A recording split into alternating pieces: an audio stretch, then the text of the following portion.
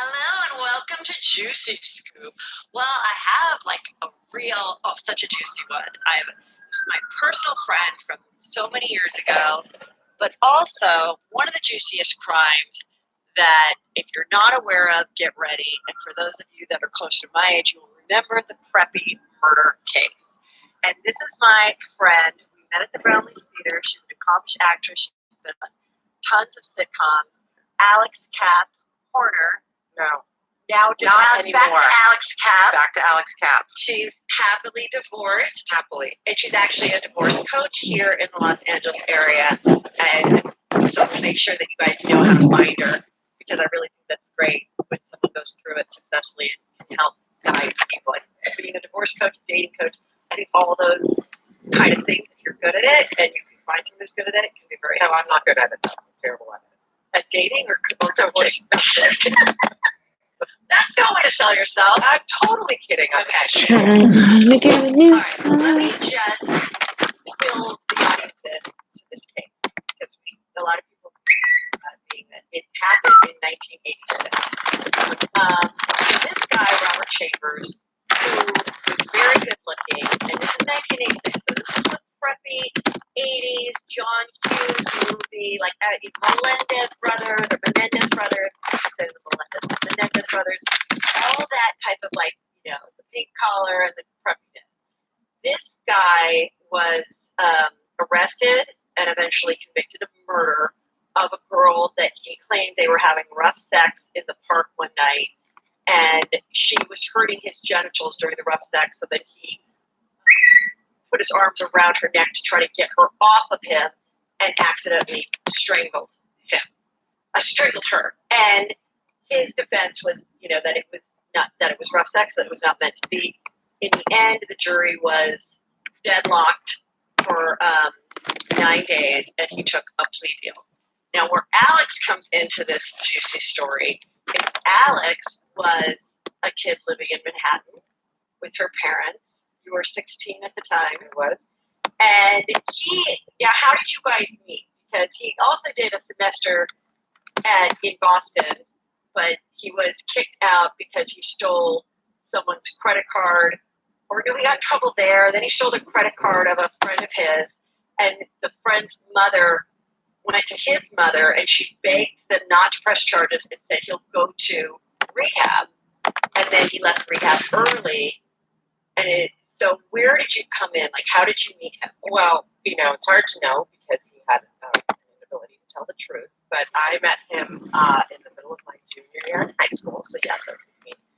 And we were at a party, I don't know, on the Upper West Side of Manhattan. Everybody I grew up with I grew up in the Upper East Side, which for New York City at the time, still at the time, it's where Park Avenue is. So a lot of kids with a lot of family money. The parents were often away in Europe or in the Hamptons. I had friends whose parents one friend of mine's mom just moved to London and left her there with her nanny when she was like 15.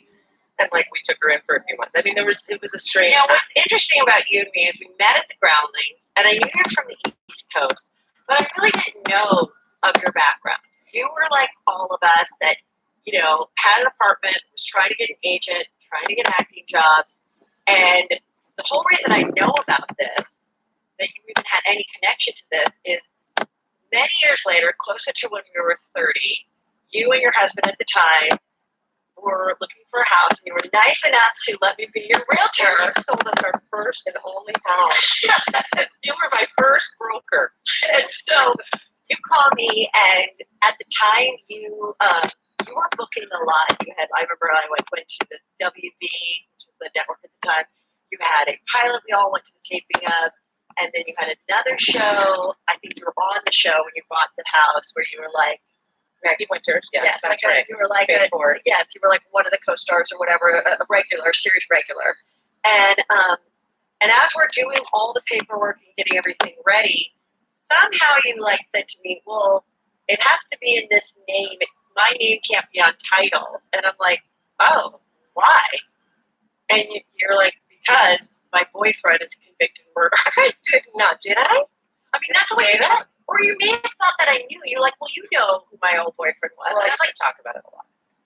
I never remember you talking about it at the Groundlings. Maybe you talked about it to other people, but not to me. And I was like, what are you talking about? And you're like, yeah, I dated familiar with the story because it was such a big, salacious story. There's been made-for-TV movies about it. There was Hard Copy and Current Affair, which were like these hot shows that you guys heard me talk about when I talk about the O.J. trial. During that time, the late 80s, early 90s, there were a lot of shows just dedicated to salacious cases like this. So that's how I even knew that you wanted to have your identity protected in case he came out. And he did get out in 2003, which was a little bit creepy, and then he went right back. So we'll get into that later. But so you're, was your family very wealthy? And if they were, I don't think there's anything to be ashamed about. I just don't know how were they? Because I didn't really know. What happened. So my family was not very wealthy. My parents got divorced when I was 8. My dad was actually a classical musician. He had an orchestra, and I used to go to rehearsals every weekend. And he was very anti-establishment, did not like rich people. And then my mom remarried my stepdad, who's just an amazing man, pretty much raised me. I mean, my dad was around, but he was not very reliable. And my stepdad was like this first sort of adult, sort of male figure in my life who really took care of me. And so we moved into Manhattan, into New York City. He already had an apartment there, so we moved in with him, and we used to live in the suburbs, and then we moved out of the suburbs and moved in with him when I was in 7th grade. So was he your stepdad, or your stepdad? Did he have some money? He was wealthy, and not showy wealthy. We didn't live on Park Avenue, and my parents have good kind of funky taste and whatever. But I did go to, I went to a really prestigious girls' school. I went to Ivy League college. I was definitely had access to stuff like that, but I always had to have a job. Never had a credit card that my parents gave me. Was not. I was good that you didn't. Otherwise, he would have stolen that. No kidding. He probably racked up a whole bunch of money on illegal drugs. So I was born. I was not born into it, but it was a strange thing to be plopped into when I was, preteen. So it was just different from anything. I knew kids whose last names were like, Rockefeller. I mean, like, it was crazy, just very old American white families. And when you're like making friends with people like that, and the girl whose mom is left her with the nanny, and she has a run of the house with her nanny by herself at 15, are you realizing how strange that is, or because that's what most of your friends are like, you just think that's normal? Yeah, I think I thought it was normal. I mean, aside from it, whether we were growing up in a wealthy neighborhood or not, it was, you remember, it was the 80s. Like, it just was different. Parents weren't like hovering over their kids and taking them to music together classes. Parents were like off, at their own cocktail party. Like, it wasn't, it just was a different time. I don't remember you know, I never felt neglected. My mom made dinner and, you know, all that stuff. Like we had, my parents were relatively strict compared to a lot of people I knew. Like I had a curfew. I just didn't respect it, you know, like, but I didn't think it was weird. There were certain things that were weird. Like I remember going to a birthday party, my first like big invitation to a birthday party in 8th grade. And this girl had a hot air balloon at their house in like, you know, some ridiculously expensive town off the Long Island Sound, and she had a hot air balloon for her birthday, and I was like, "That's a lot of So money." people got to go on the hot air Yeah, balloon. yeah, that was Did part you of the go? party. Yeah, I went. Yeah, I went. So dumb, but yes, like everybody had a summer home or a country home, or you know, everybody was well traveled, and so yeah, it didn't seem strange to me. I mean, I knew it was different. I knew not everybody lived like that, but you know, I never knew anyone lived like that until about 5 years ago. really, Yeah, until I started to like actually hang out with people from New York and go to. I spent a couple weekends or a week with Jill Zarin in the Hamptons, and I went to the one percenters. I never understood when I'd see that on the news. Who is a one percenter? I didn't really understand. Like I'd always see stuff about New York, but I didn't understand like the amount of wealth and the generational wealth and all that, because in California, there really isn't much generational wealth. It's like there's maybe that's generations. maybe there's some in Pasadena, but There not is. like that.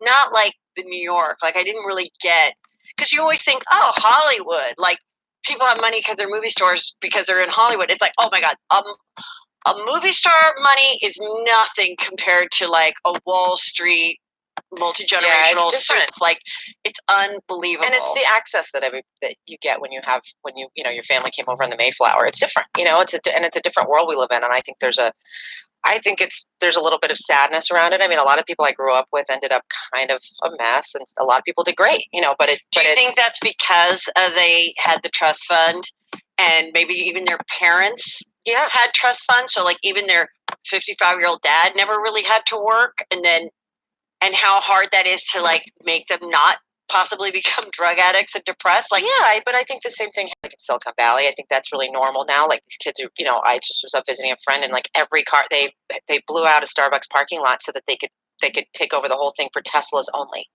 Like they got rid of all the regular spots so that it was just for Teslas at the Starbucks. I mean, like, so nobody who doesn't have a Tesla can park at that Starbucks. You have to park somewhere else because the whole parking lot is dedicated to Tesla charging stations, only for Teslas.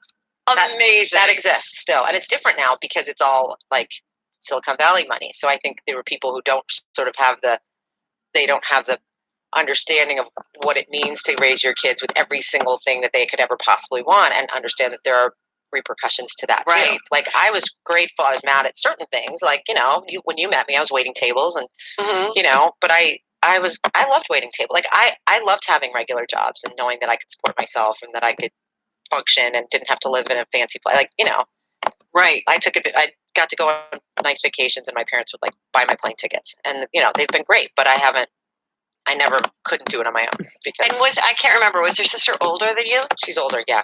Okay, so was she at the all-girl private school? No, she didn't, because we moved. So she went to regular high school in the suburbs. And so we had a very different experience, I think. But then she went off and she went off and had her life and moved to Europe early, like right after college. But so yeah, we had a different experience, but she had a great life too. Just, you know. So you're having fun. You're at the private all-girl school. Yeah, good student. You're a junior. Worked. I'm a junior. I was, you know, like just a kind of a normal kid.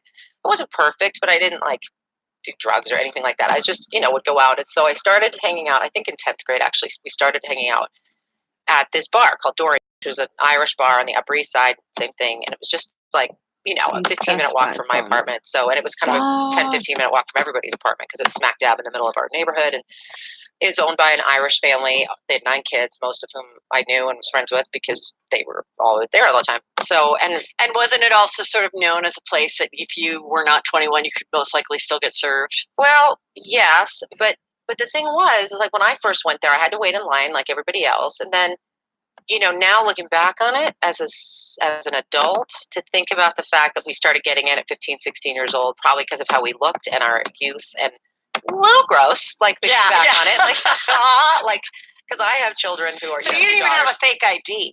I did at some point. I stole my sister's passport because she Okay. had dual citizenship at that point, so I stole her passport, and that got stolen too, which was a whole other story. And found Right. on a doorknob at Bellevue, like 2 months after the murder. Long story. My life was a little nuts. A doorknob at Bellevue? Somebody, it was Bellevue's stolen a at psych Dorian's. ward. Bellevue is a psychiatric hospital, and Okay. my wallet was stolen. My bag was stolen at Dorian's, and then it was found. I got a police officer call the next morning saying it was found on the outside of a doorknob of a patient's room at Bellevue. Went down and got it. Okay, so you're going to Dorian's. So I'm going to Dorian's. I'd started hanging out there. So our group of friends was, because I went to a girls' school. There was a whole circuit of schools. Like Ivanka Trump went to the school I went to. It's ridiculous. Mhm. And I'm not proud of that. But so we Now, had your school was private but not religious, right? private but not religious. But we did have prayers, but it wasn't religiously Right. affiliated. Like, But yeah. he, what I found was interesting reading some prep before you came, was he was not wealthy. His mom was actually an Irish immigrant who was a nurse. But He had a she's a debt, doctor. but they.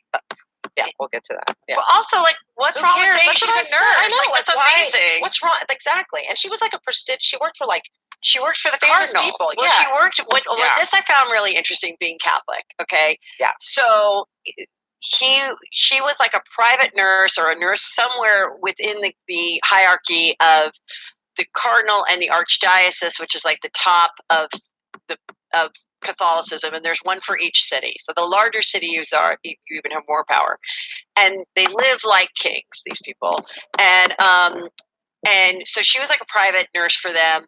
And so he was getting into the private Catholic schools, which were also very expensive, but he would get breaks or get scholarship or whatever.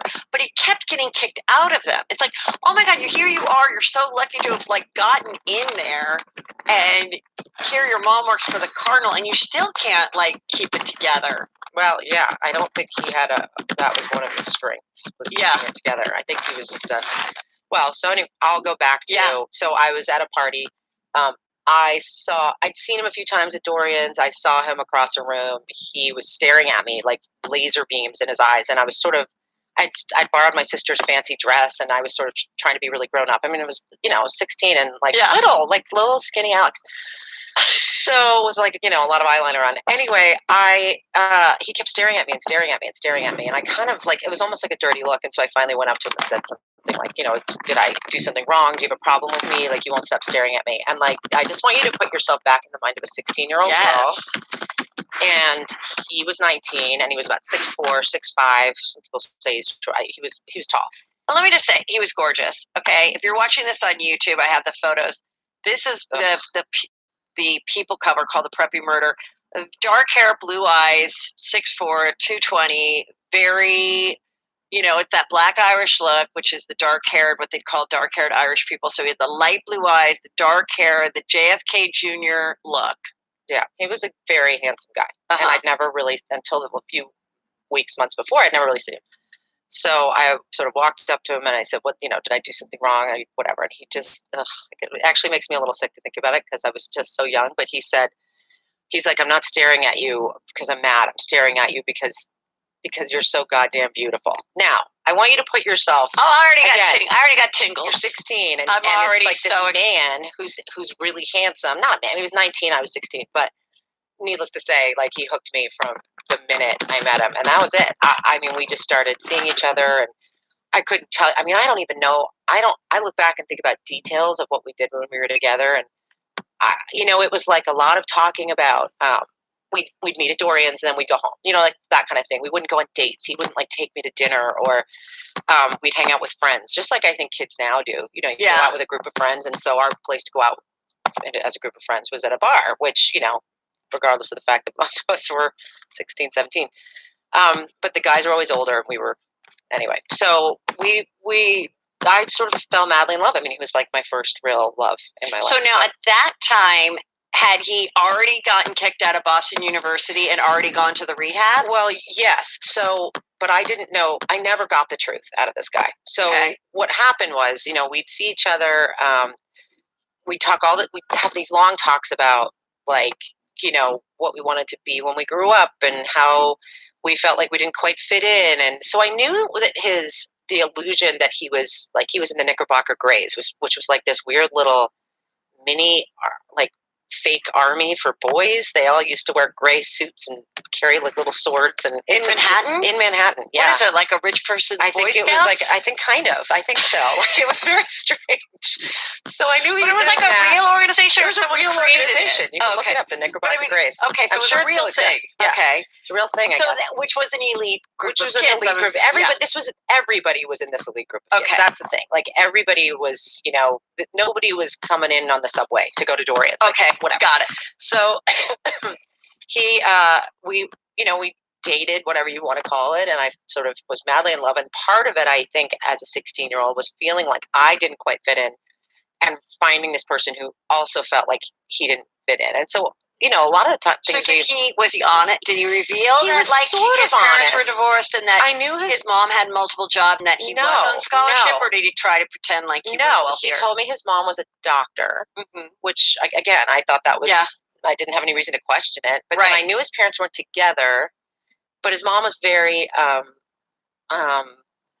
I don't know how else to say it, like Irish Catholic. She was very, very serious. I never Yeah. saw her smile. I barely met her. I mean, I met her a few times, but I only met his dad once. He was never around, so I kind of had the feeling. But they lived in a really nice being apartment. an immigrant, actually, like the strong Irish accent. Strong Irish accent, never smiled, like kind of Yeah. scary, humorless, like just didn't have any, But like not a warm and open woman. All the nuns at my school were all Irish, so it's like I know that Irish, it was just that kind of cold. Heather McDonald, what you're doing? Exactly, totally.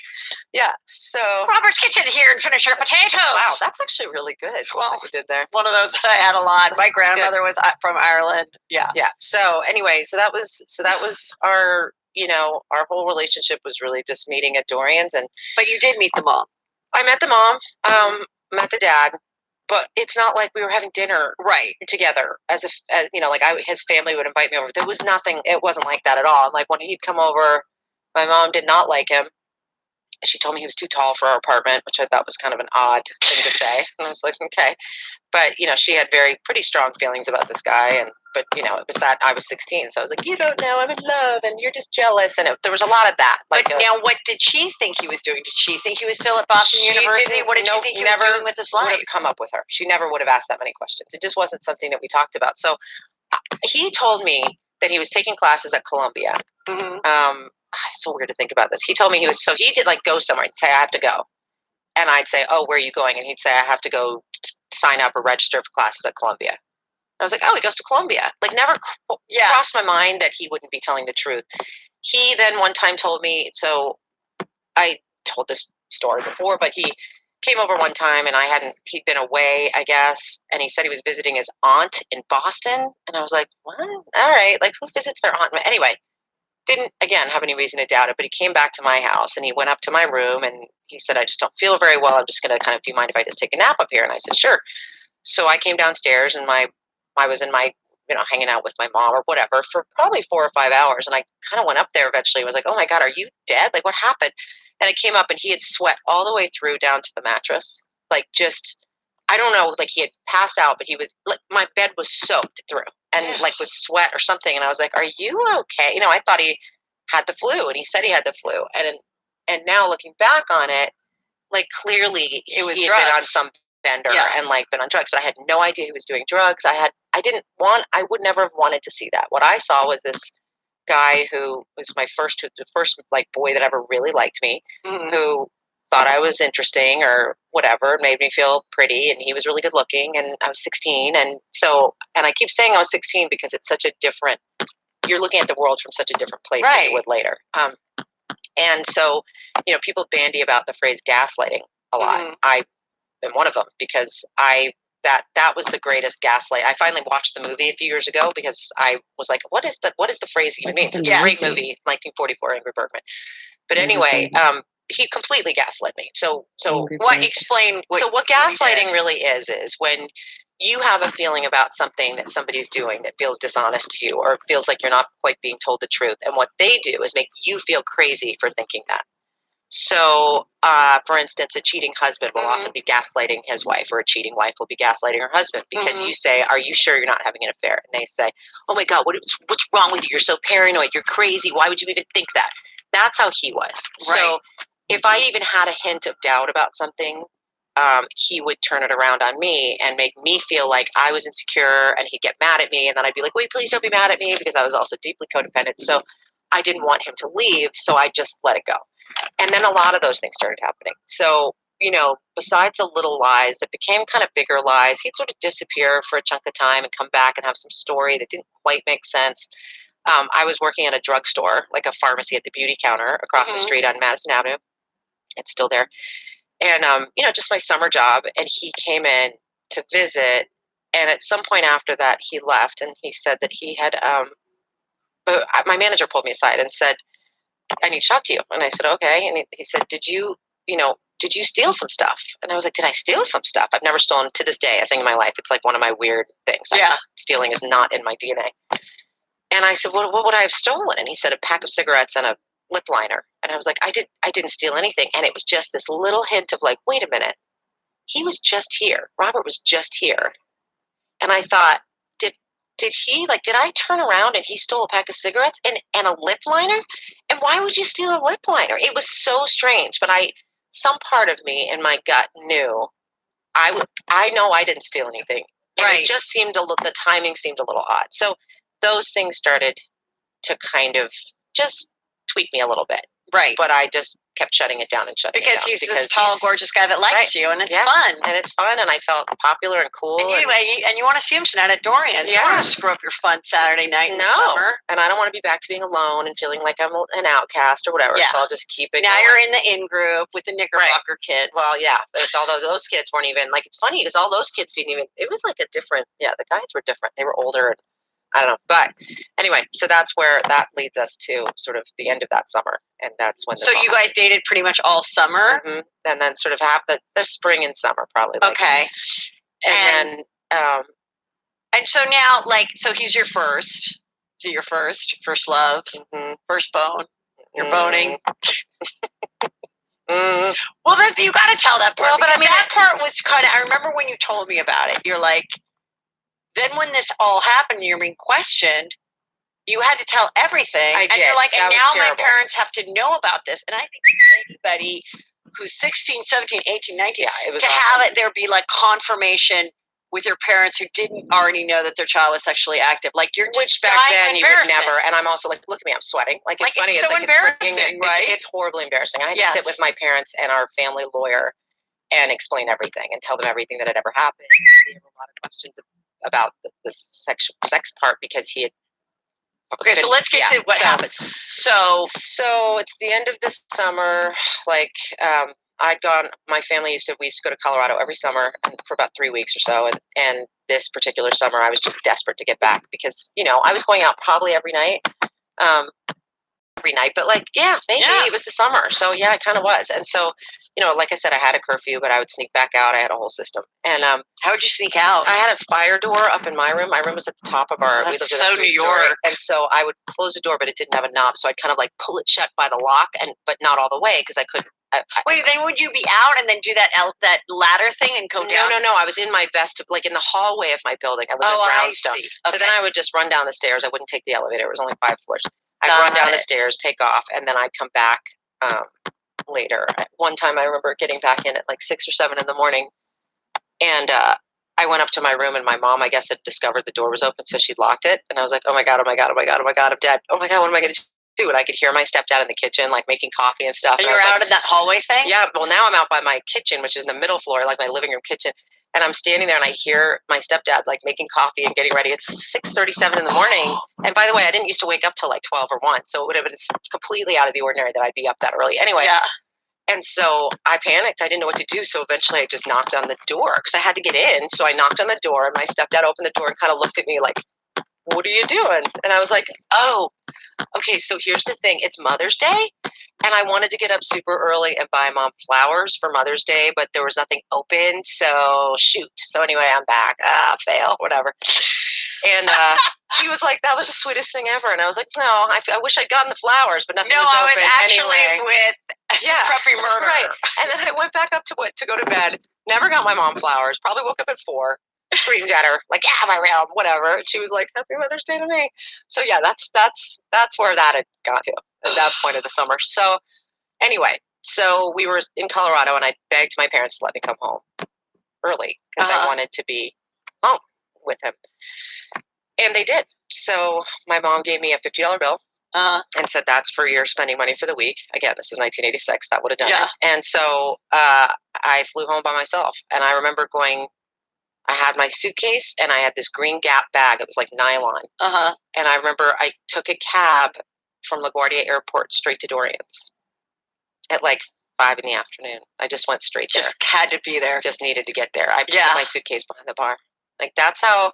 And you was there? No, probably not at that point. But I mean, at some point later in the evening, I think it was, And but what was like your drink of choice when you get to Dorian's? We did these things called woo-woo shots. I don't know what they are, but I think definitely they were red, and they had peach schnapps in them for sure. And something else gross, like grenadine, or, it was like a grown-up Shirley Temple kind of thing. Right. A martini glass. Oh, no, we actually did shots, though. But yeah. That, and, nobody was drinking wine. It was like, yeah. So that was it. So, this is like, it's hard. It's still hard to tell this. I've just talked about this now, like in the last few months, because I did this documentary. But it is like, as an adult, talking about what I did as a kid, it is still icky to talk about. But anyway, I was supposed to be staying with these two girls who were twins, also Catholic. And I didn't, of course, stay with them. I went straight to my apartment, and he came over. And that was probably, I think it was the night before. So I got back maybe on the 24th or 5th of August, and this happened the morning of the 26th, like in the middle of the night. So you spent the night together with him. So I spent the night, he's at my apartment, and it's dark, and it's probably 3 or 4 in the morning. And he got up to leave, and he said, I don't want to walk home this late. Can I borrow some money for a cab? And I said, sure. There's a 50 and a 5 in my wallet. Take the 5. And then, for some odd reason, something just went off in my head, and I thought, I don't know. I flipped on the light, maybe 3 or 4 minutes after he walked out. Flipped on the light, and I looked in my bag, which had been kind of tousled. There were like cigarettes thrown around. It was weird. And I looked in my bag and opened my wallet, and it was empty. Now, for me to have a $50 bill was, first of all, I would have tried to save that forever. That was a lot of money for me, and it was also my money for the week. So, though it was empty, I, like, white hot panic, was like, oh my God, did he stop? What am I? So I gave him the benefit of the doubt, and I picked up my phone. We didn't have cell phones back then. I called him, and he answered. And this was probably no more than 5 minutes after he'd left, and I lived a mile away from him. So there's no way he was not a guy who did a lot of physical exercise. There was no way he ran home. And there's no way. It was just not enough time. And he answered, and I said, so what does that mean? That he did take a cab? He took a cab. Okay, it means he took a cab. Okay. And I said, otherwise he couldn't have gotten home that fast. And I said, hey, I think you took the 50 and the 5 by accident. Expecting him to say, oh, shoot, sorry. And he said, I didn't take anything out of your wallet.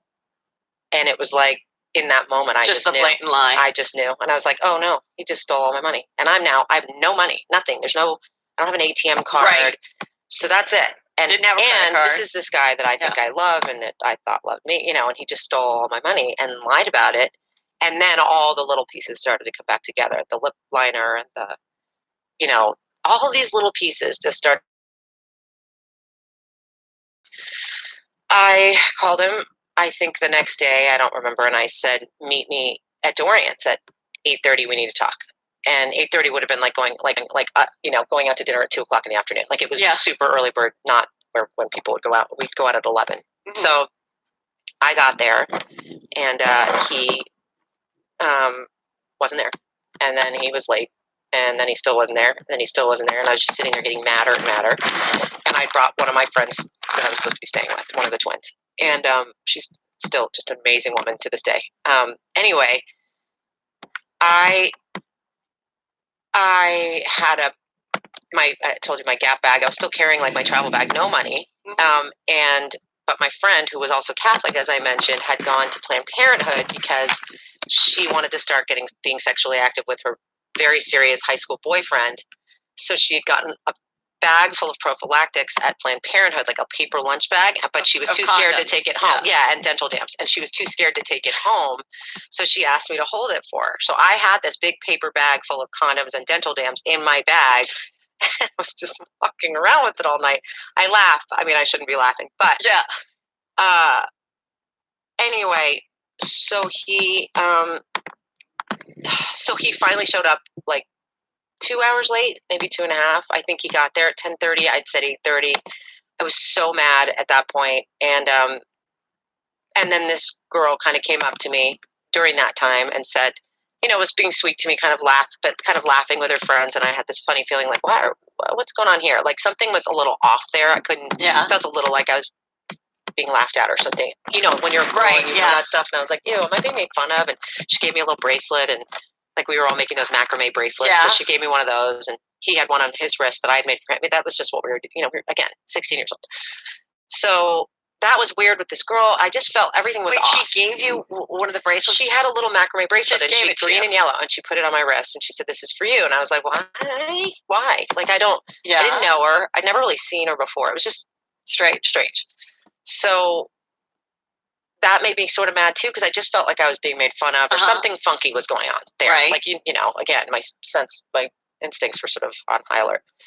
So I just sort of stewed up this big fat amount of, I was really mad at this point, because he finally showed up, and when he walked in, he just walked right past me and sat at the bar, like never spoke to me, never looked at me. And I was like, what is going on? Like, this is wrong.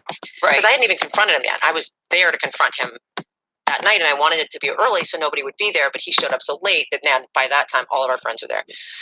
So I walked up to him at the bar, and I just said, are you like, what is going on with you? Like, you're 2 hours late or whatever. And I said this on Dr. Oz, but he said, you can't do this to me tonight. I'm like, I'm totally freaking out tonight. You can't do this and whatever. And I was like, I can't do what? Like, I asked you to meet me here at 8:30. You're not here. It's annoying. I've been sitting here for 2.5 hours. What is your problem? And then you walk in and don't even say hi to me. And he's like, listen, I've had a horrible night. Okay. My little brother committed suicide. And I was like, your little brother? You're an only child. Like, what do you mean your little brother? And he's like, not my real little brother. My little brother from the Big Brother, Little Brother program. And I started to laugh. I was like, are you flipping kidding me right now? Like, you're in the Big Brother program? I mean, it was the most absurd lie I'd ever heard in my life. I mean, this guy is not somebody who's spending his time like helping little poor kids with their homework. Like, that's just not who he is. And I almost laughed. I think I did laugh because it was so absurd. Yeah. And I was like, you're just making stuff up, like, as you sit here? This is so stupid. And at that point, I got really mad. And he was defensive and weird. And I finally just said, you know what? You're late. You blow me off. Whatever. You stole my money. And he's like, I didn't steal anything. I'm like, yes, you did. You stole my money. And I just had this moment of opportunity. And I remembered what was in my bag. And I just picked up the paper bag full of condoms, and I just threw it in his face. And they all fell down around him onto the floor. And I said, you know what? Use these with someone else, because you're not going to get to use them with me. And that was my big moment. And it was like, if it had been like a slow clap, I would have been super psyched. Like, I definitely was aware that now people were watching. I became an actress for a reason. Like, I'm a very dramatic girl. I was even more so back then. But I was genuinely upset, and like, kind of just like, I can't believe this guy. Like, he's actually lying to my face. It was kind of horrible, that moment when like, when a guy breaks up with you when you're in high school or college, and you're like, oh, I don't want him to break up with me. So that was it. I left. And I probably left about 1:30, furious, bawling, crying. And as soon as I got back to my friend's house where I did stay, I called him and left him a message on his answering machine, which is what we had back then. And just said, it was probably 4 a.m. when I called him. And I said, just meet me outside my building tomorrow afternoon at like 1:30. I need to talk to you. 1:30 in the afternoon. Yeah. Uh-huh. And I called him because I think I was instantly filled with regret that I had messed things up. Like, I was still, even though I was sure he'd stolen my money, that he was late, that he lied, I instantly regretted confronting him about it. And so wait, you called him, you called the boyfriend. I called him. You called Robert, and I went home to my friend's house and left him a message. Got it. He didn't answer. Meet me tomorrow afternoon. Meet me tomorrow afternoon, because we never had gotten a chance to have this conversation, and I wanted to sort of back out of. I didn't want him to think that I had broken up with him. Yes. Because that wasn't my intention. I just wanted him to own up. No, he's so fabulous. What he'd done. Right. Okay. So, and that was it. And then the next day, I showed up at my apartment, and I was waiting on my stoop. I told him to meet me on my stoop, and I brought 2 things of Hershey's chocolate milk and a pack of Marlboros for him and a pack of Marlboro Lights for me, because we all smoked. And I waited and waited and waited and waited and waited. 2 hours, 3 hours. Finally, it started to get dark, and I was like, oh my God, he's not going to show. And I was devastated. I mean, truly, like, I thought the world was ending. And I went upstairs to my own apartment and called my mom, and she had this very strange reaction. This is before anything. I was just upset that he didn't show up. And she said, what are you doing in the apartment? And I said, what do you mean, what am I doing in the apartment? I just came up here to make a phone call. And she said, get out of that apartment right now. And to this day, I don't know why she said that either. It was an odd response, but I got really mad at her for it. And I was like, why do you care about the apartment? And my heart's broken. And so anyway, I hung out with my mom, and I just was lying on my bed crying. And I don't know for how long, but I do remember it kind of going from dusk to dark. And then my friend that I was staying with called me and said, you need to come over right now. And I said, I'm not coming over. My face is a mess, and I'm wearing pajamas. I don't want to come over. I don't want to go out. I'm really upset. He never showed. Just please, I just want to go to sleep and not think about it. She said, no, you need to come over right now. So I did. I said, I don't have any money for a cab, which I didn't. So she said, my doorman will pay for your cab. So, because your parents are still in the Colorado they're still vacation. in Colorado vacation, Okay. and I'm by myself in my own apartment where I shouldn't be. So I took a cab over to her house, and she was standing on the street in her pajamas with her doorman. And I was like, I was mad. I was like, why did you make me come all the way over here and you're in pajamas? Like, I gotten dressed. I thought that's what she wanted, was to go out and stuff. And she had a newspaper in her hand. And she said, do you remember that girl that came up to you last night? And I said, yeah. What girl? That girl. Yes, I do. And she said, the one with the bracelet. I mean, I looked at it, was on my right wrist. And I said, yeah. And she said, well, she's dead. And I said, what do you mean she's dead? We just saw her. Like, she's not dead. And she said, yeah, they think Robert did it. And that was it. And I don't remember much after that. Don't remember much. I know that my stepdad was back and forth to New York for work, and he was in an airport and saw a newspaper that said, like the next day, that said something, or maybe that day, that said like Robert Chambers accused of something, and he thought it was me for a good chunk of time, like hours and hours, because there were no cell phones. So he saw it in the paper and just thought that this guy had killed me because it said Robert Chambers kills girlfriend or something. I don't know how it would have worked in terms of the newspaper, how his name would have been out by that point. But I will tell you that later on, and then it all became horrible. But when I found out subsequently that he didn't show up at my house that afternoon because he was at the police station, I was relieved. I remember thinking, as this 16-year-old girl, oh my God, so he didn't blow me off. That's why he didn't come meet me. And I was like, oh my God, I'm so psyched. Like, so he had a reason. Like, he would have been there. He's like, he hadn't been pulled into pretty great reason to blow you off. This is what I'm saying. Like, this is where I was. And I think where most 16-year-olds would be in that situation. When your friend said, and they think Robert did it, did you immediately be like, absolutely no way? Or oh yeah, I mean, I think no, that's not even necessarily true. I was completely confused for days and months, and actually, probably almost up to a year. Like, I think everybody was, because there was an impression made because it never would have happened. Like, who would ever think that somebody would go to the park and murder them? So his story came out early, and his story was what, they had rough sex, and he flipped her over his head, and then he checked on her, and she was dead. So we all believed that. And I believed it because A, I loved him, or thought I did, and B, because, I'd met her that night, and I had a funny feeling something was going on. So when you met her that night, because then what I read was that, she, that she had supposedly, she had sex with him before, and that she said that was the best sex we've ever had, or maybe that's what he said. And so, she was aggressive in pursuing him, is what the stories were. Now, a big reason why this case is, I think, so interesting today, too, is that there was so much slut shaming about her in the press, this being part of it. Was she aggressive? Was she trying to get someone who was clearly dating someone else? Let me ask you a question. Yeah. If she were the most aggressive girl in the world, 18 years old, she was 18, barely. She was going off to college the next week. Even if she were the most aggressive person in the world, so does that make it okay for her to be strangled to death and murdered and left under a tree? So that's my answer. My answer absolutely. But I'm saying that was what made the story such a big story, and why today it's even more appalling, because we're aware of how wrong that is to do. Which is a large part of the reason I'm even doing this, is because, I don't think it occurred to me at the time, this was a girl who was hooking up with my boyfriend, or so I thought. First of all, she was probably one of God knows how many. I mean, this guy was a sociopath. He was a liar, right? So he was probably telling her exactly what he was telling me, but he was telling, I have a really kind of chilling story that happened later, a few months later. I actually met this girl who is now my age now, but she was this beautiful girl with like really kind of, I don't know. Anyway, she was this girl. I had seen her before. She grew up in the same kind of schools and stuff that I did, but I had seen her once before at Dorian's. And so we met subsequently after the murder, after we knew about this, after he was in jail or whatever. And after I decided that he was a bad guy. So this was long after. And we bumped into each other, and I said, that's so funny because the only time I think I ever met you, I said, that's right, I know who you are. You're the girl that Robert went outside to talk to. And she said, what? And so what had happened was months and months before when we were dating, this girl showed up outside the door at Dorian's, and there were glass, like mullion windows all around as you could see outside from inside. And so I saw her come up, and I saw him see her.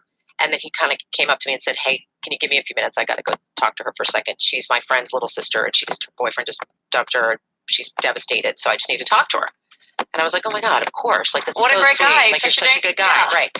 So he walks outside. He talks to her for like a half an hour. I've kind of got my eye on him just because I'm just looking around, and also because I want him to come back and all that. And that was it. He came back in. She left. That was the end of it. And so when I met her again, I told her that. I said, yeah, that's right, because you, like, whatever happened with your boyfriend or whatever. And she looked at me with, like, absolutely just shock and awe on her face. And I said, what? And she said, when I showed up, he came out and said he couldn't hang out with me because you were his friend's little sister and your boyfriend had just broken up with you.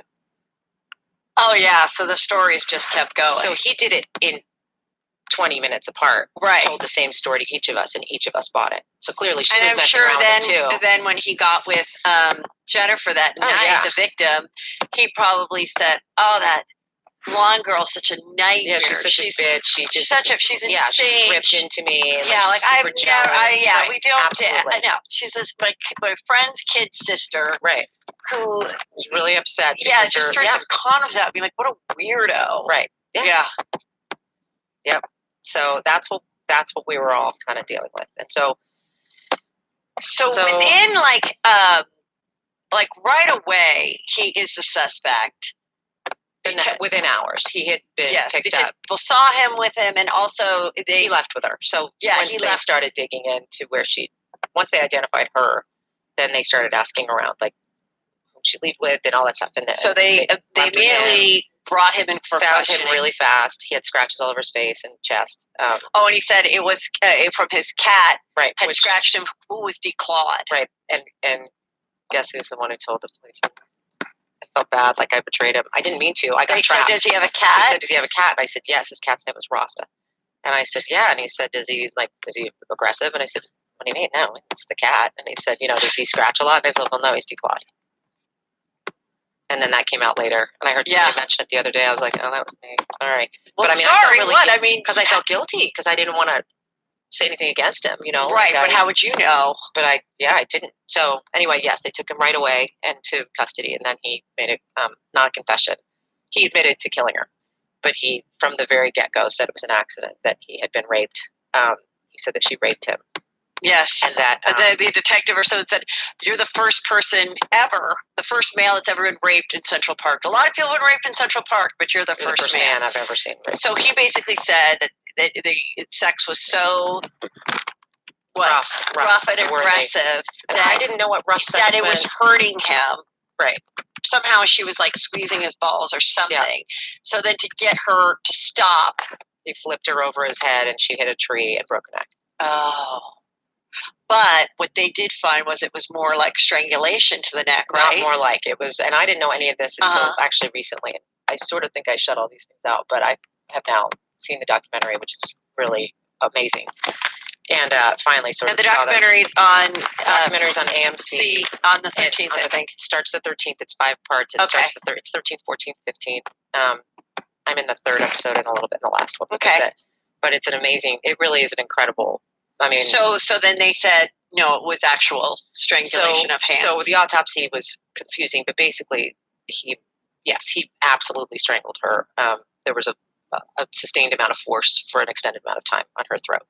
So chances are she was sort of smothered and strangled, and she's also bruised and beaten and stem to stern is what I remember hearing at the time. But then when I saw the photos, she's I mean, he beat the living daylights out of her. So he beat her up and he strangled her. Looking back, I mean, did you ever think he was capable of anything like that? Never. Do you think that it could have been that he was, now we know he's a current drug addict, and that he, did drugs while in prison, which we'll get to that in a second, and then went back for drugs. Do you think that he could have been so high that... Sure, but that's not, I mean, I think about this all the time when people say, because there was a whole thing when I was growing up, or after this happened, people would say, like, well, he kind of implied it in his statement, in his initial statement, which is like, he was supposed to meet me, I got mad at him, I left, he left with her, which there was a slight implication on his part and other people's part that it was somehow my responsibility, or, that I was somehow at fault for him leaving with her. Right, like had I stayed, he wouldn't have killed her. Yeah. And the other argument is, like, it could have been you, but the thing is it didn't have to be anybody then or ever or before or later. Like, you don't just kill, you either are going to kill somebody or you're not going to kill somebody, but he didn't have to kill me. If it wasn't her, it didn't have to be me. Right. And if it was her, yeah. There was another part in there because he once he got kicked out of the Breast University and got caught for stealing this girl's credit card, his poor, hardworking Irish Catholic nurse mother got him into a rehab. Hazelton, and that it was supposed to be a 6-month program, but he left early, and the crime happened on August 26th, and had he stayed his full 6 months, that he would still have been there August 26th. But he, I guess, was at a level where, since it wasn't a crime-related reason why he went, like a real crime, so that he just left on his own volition, like he left that drug rehab place on his own. Yeah, see, I never knew any of that until years later. I didn't even know any he was of that. Drug rehab. I didn't know he was in rehab at all. I thought he was in college. So I didn't know he'd come out of rehab. I must have met him, now that I'm thinking of it, I must have met him on spring break, because how else would I have met him? Was he living at the mom's place? Yeah, he was living there at his mom's house. And it was a nice apartment. It was And then what I also thought was so interesting is that the Archbishop of New Jersey and New York, or whatever it was, yep. He wrote a letter on his behalf of saying what a great kid he was, and how, and the mom is so wonderful and this family is so wonderful. They had all these letters of powerful people saying how wonderful he was. Yeah. And I don't want to blow the documentary, but there's a very interesting theory that I actually believe to my toes. Can I tell you what I think the theory is? You can. I'm not going to confirm or deny that. Don't confirm it.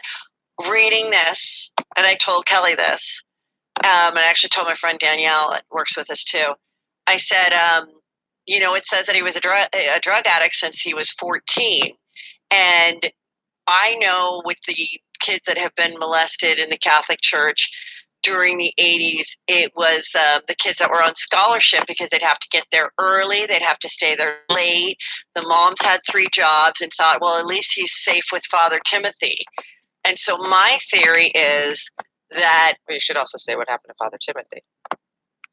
Well, oh, no, I'm just making these names up. Well, that's actually what his name was. Oh, it was? Oh, Yeah. I'm just saying, when it's happened in situations, sometimes I'm like, wow, he's been doing drugs since he was 14. What would cause someone to do drugs and then like the feeling so much that they become addicted? And then fail out of school. Probably a child who was trying to get over some trauma, and then who would still be on this potential murderer side than someone that also wants to keep secrets that he may have on them, and the mother worked for it, these higher up religious leaders.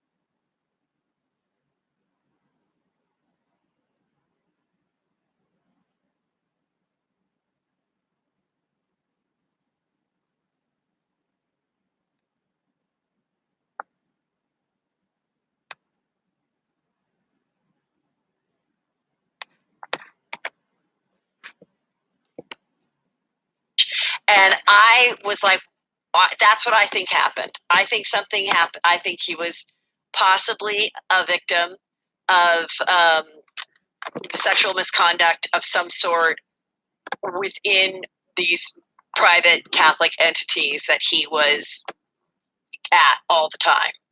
And he may to this day not even admit it. He may never admit it. And he would be the one that would have to tell the story. But I just thought the minute I heard that they were writing letters on his behalf and that he was a scholarship kid and that the mom was the hardworking nurse having 3 jobs, I was like, this is textbook.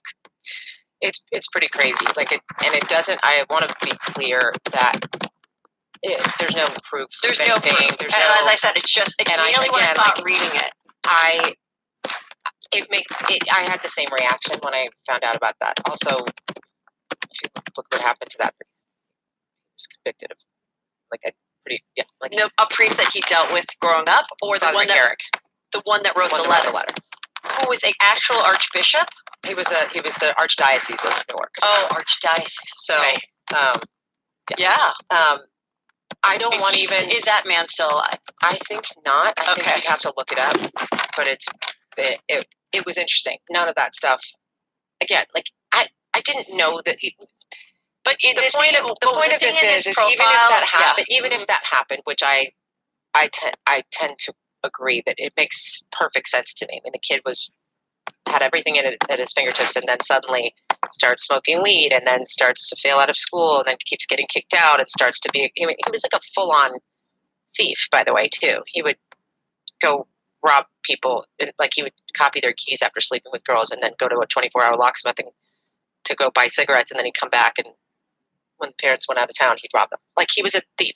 There was a crime syndicate. He had partners that he would go. Oh, wow. So, and that was all discovered. And there's so later. many interesting things too, because he was in any case, I won't even speak to that because I wasn't part of that. I don't know anything about it. But what I will say is, regardless, what I always want to be really mindful of is that whether or not this happened to him, which I believe it probably did, not everybody reacts to that by murdering somebody. No, of course not. And I know that's not what you're saying. I'm saying that just because I feel like if ever I felt that her family went through such. Mm-hmm. I mean, I have 2 daughters. The idea of one of my daughters being murdered and then having her slut shamed and doubly murdered, really, is so horrific to me. And that's something I never had any concept of when I was 16, 17 years old. I understood it was wrong, but it never was my cause to. And when I came up with this theory, the only thing that dinged in my head was he had been a drug addict to this person. They wrote somewhere, because I was reading all the Wikipedia, so it was some articles that come from. He had been a drug addict since he was 14. And when I read that was the only thing that made me put the dots together. Really, and it had nothing to do with him then murdering a girl. I just immediately thought, this is a very classic situation of that, look, people are victims of child molestation of all socioeconomic levels. But what I have read and found is that oftentimes these perpetrators in the Catholic or the school systems, they seek out the kid that doesn't have the 2 parents at home, that doesn't have the means, that they're not the captain of the football team that's on the team all the time. They're the ones that are vulnerable to that type of situation, and they seek them out. And so anyway, that's all I was. No, thinking. I mean, it's interesting you came up. I mean, it's like I said, it's a theory. It's been floated around. I think it's totally plausible. It makes the whole thing even sadder. Just sort of what if that is true? If it turned out that were true, which we'll never know, right? The impact of abuse like that and what it. I mean, someone died, and. Who knows?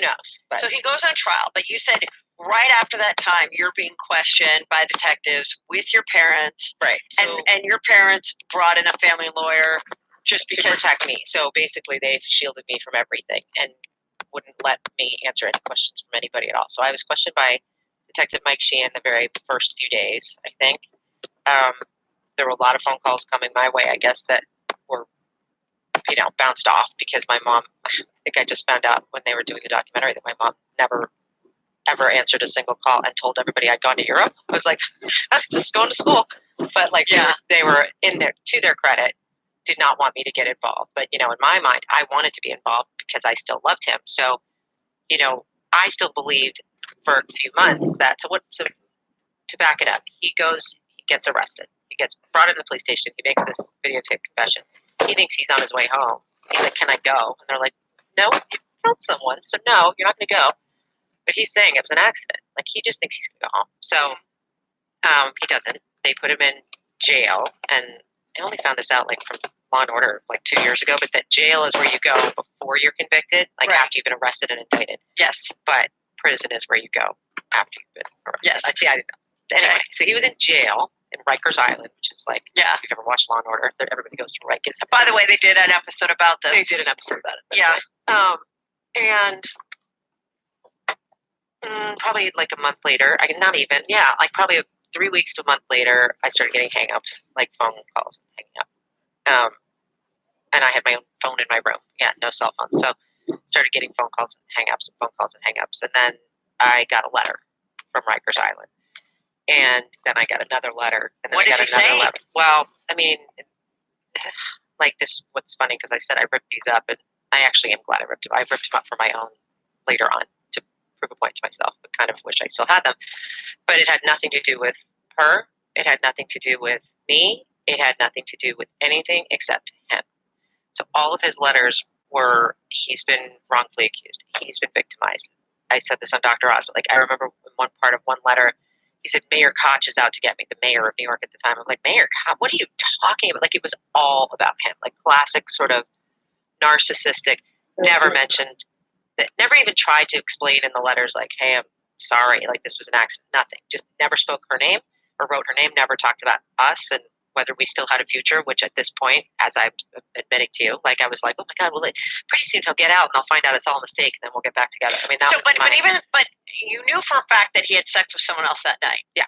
So if nothing, he was a deceptive person who slept around on you, and you were going to be okay with that, providing, he didn't mean to kill this person. This is where being a parent later is really interesting when you raise two girls and you think, oh, wow, I have some work to do to make sure these girls don't repeat the mistakes of their mother. Yeah. And yes. I mean, and who knows where that came from? Who knows why I didn't recognize, I don't know. Like, why didn't I know that was terrible? Youth, it's love, I mean, look at how they describe him in People magazine on the cover. Yeah, the preppy murder case, tall, handsome, and deadly. Right. Robert Chambers killed Jennifer Levin. She's barely in there. Dragged her name through the mud in court and got off easy. Here is the full story behind the trial that shocked New York. And that was after. But the original magazine that came out, which I thought this was New York Magazine, he was in that picture, like wearing, they styled him. She was in like a picture this big. Wait, what do you mean this wasn't a picture they took before? They took that it was after? for New York Magazine. So he actually had a photo shoot. He had a photo shoot after the murder? Yeah.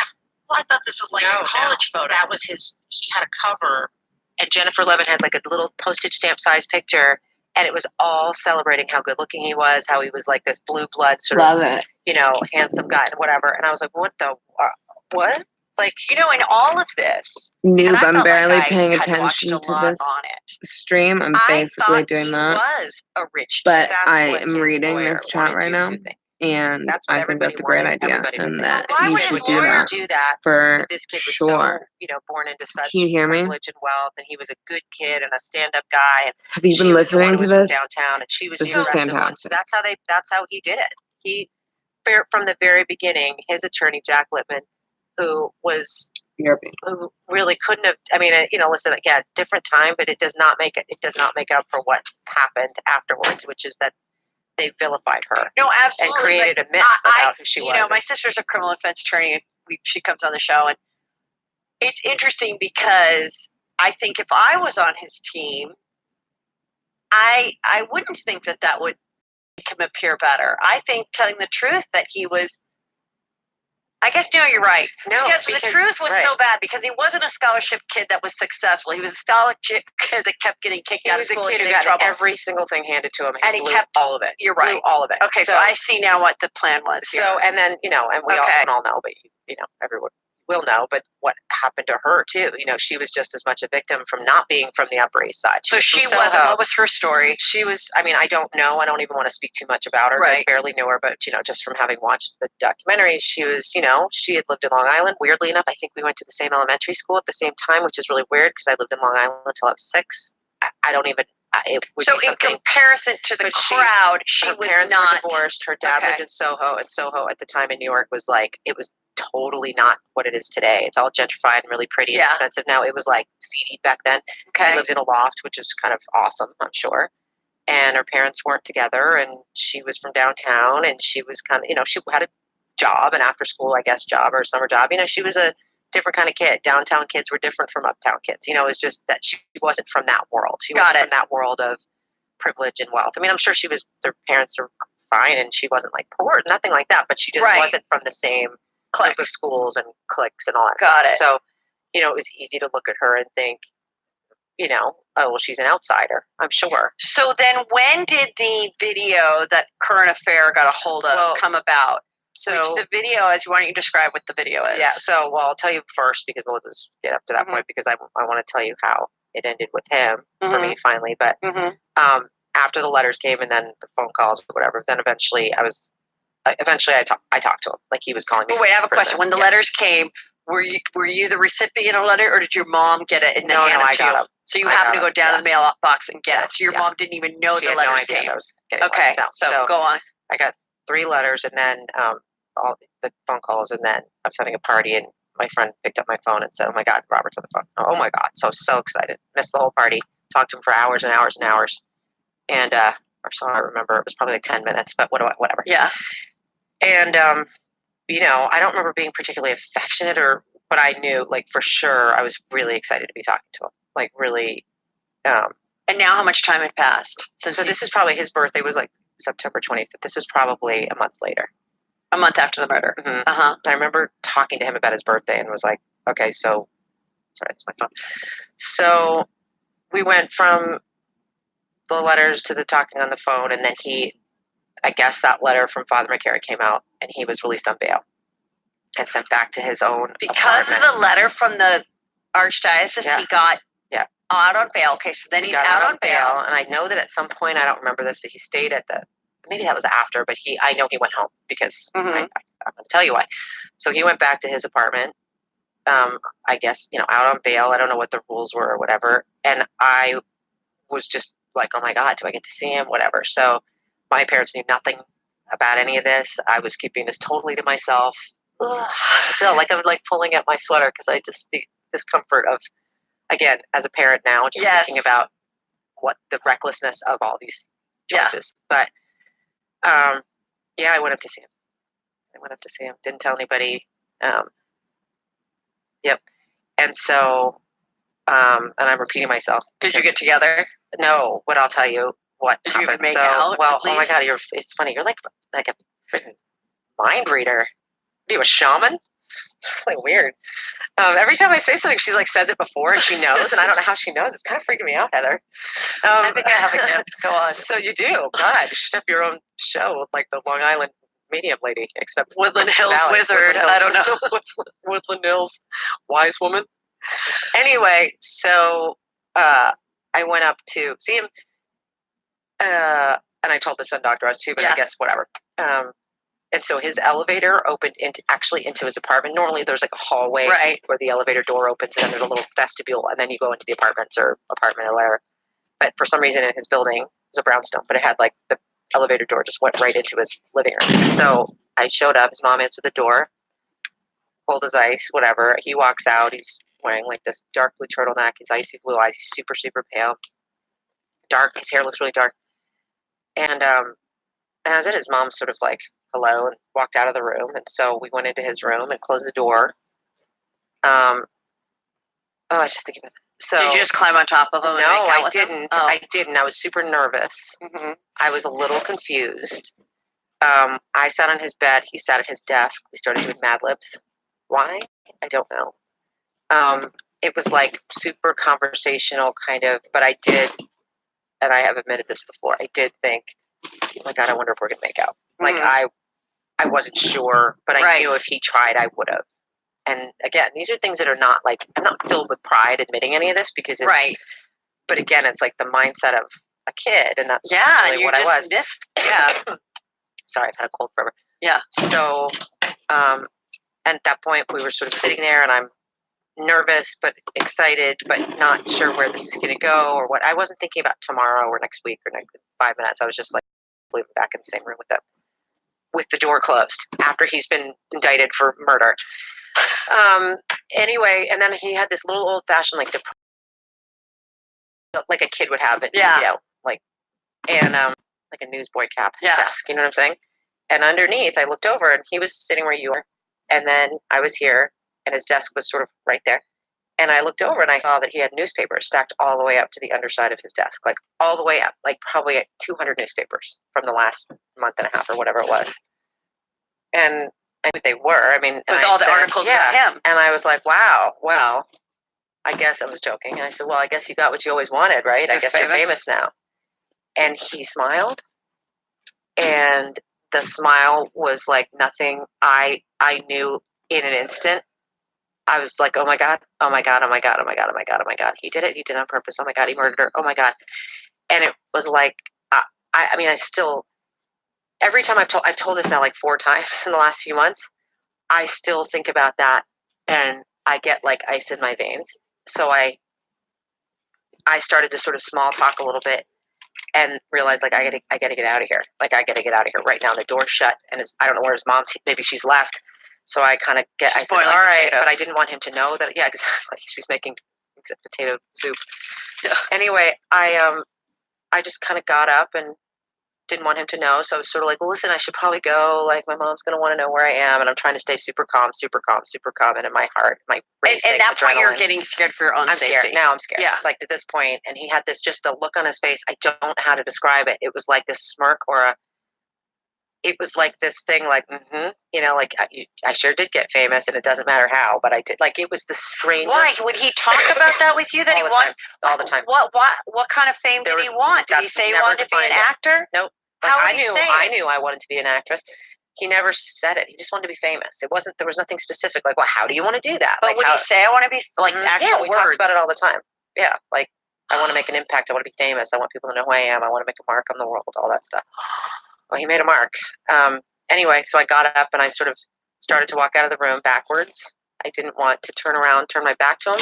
That's how scared I was. Oh my God.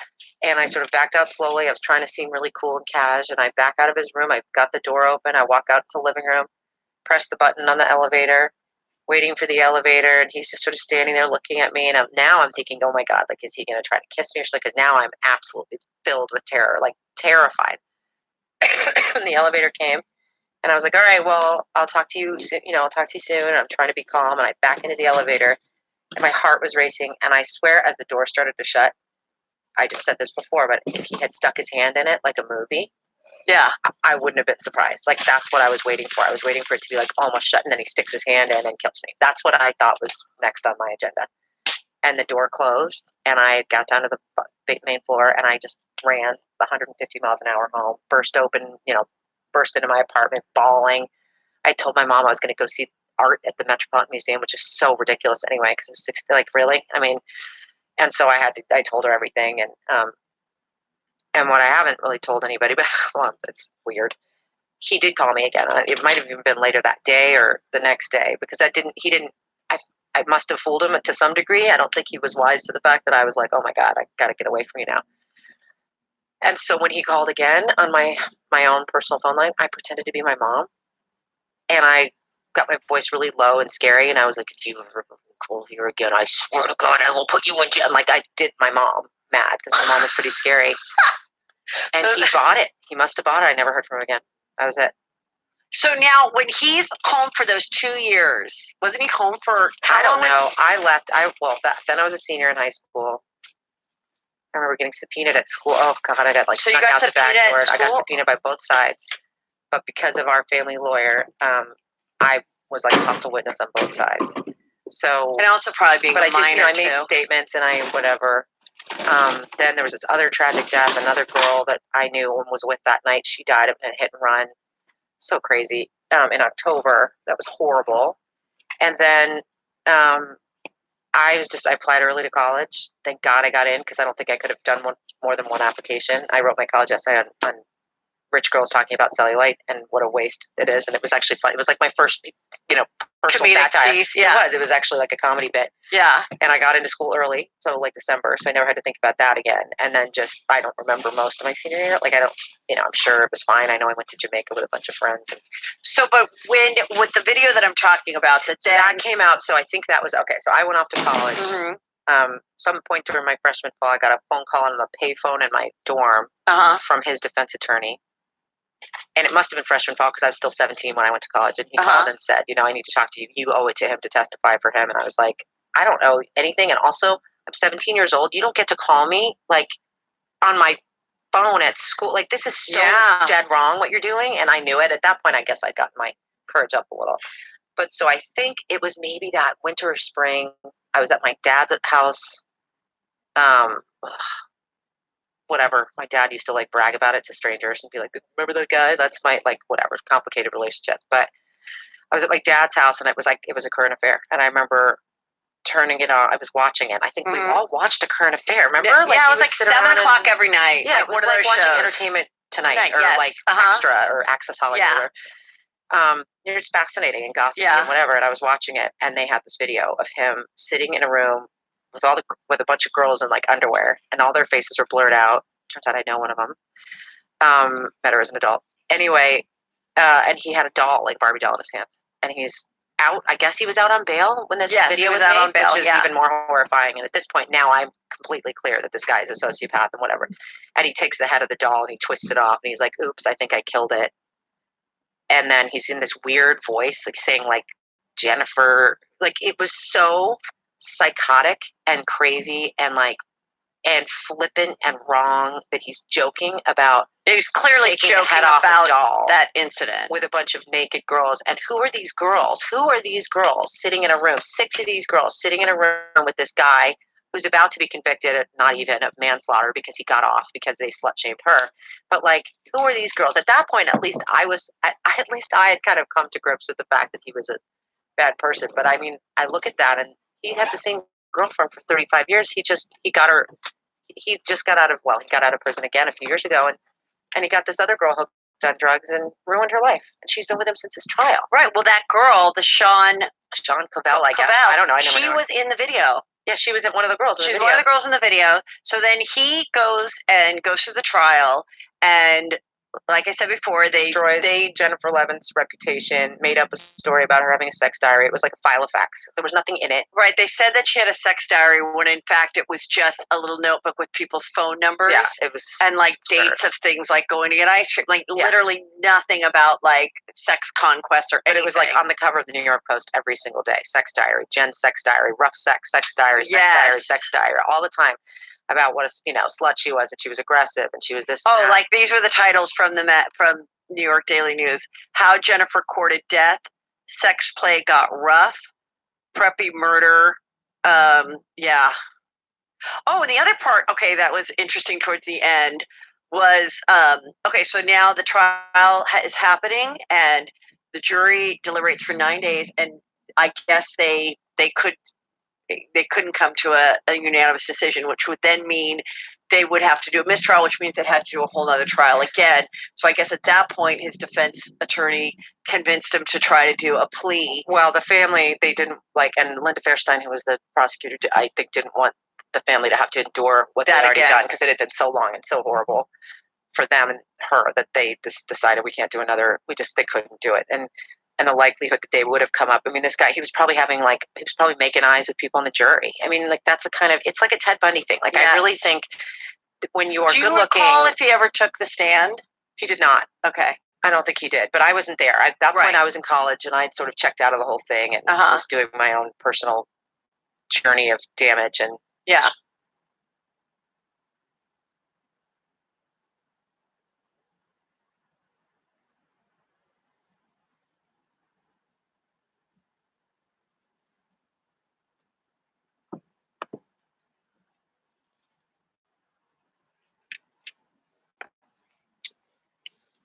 Baby, I'm the one that you will say. high in the sky.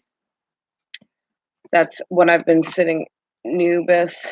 I've been sitting here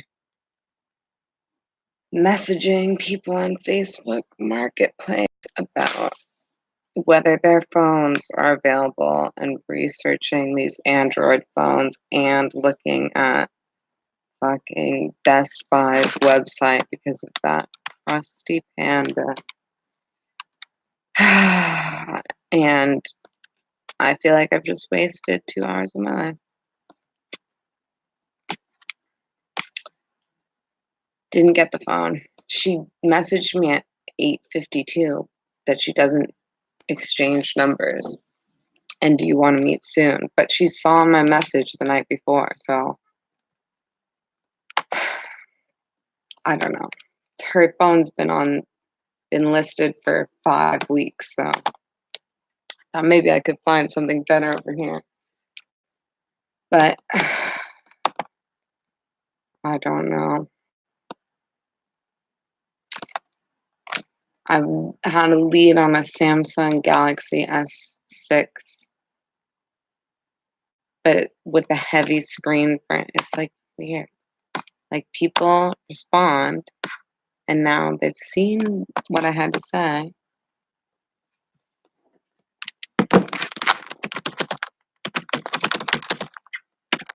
I don't know. This marketplace, these people, I don't know.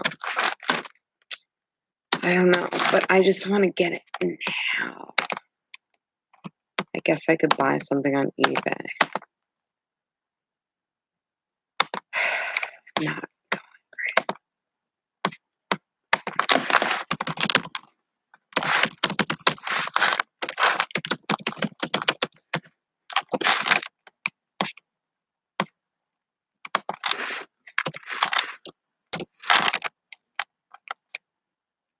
I'm just hiding out at this. I feel like this is not going to be a good thing.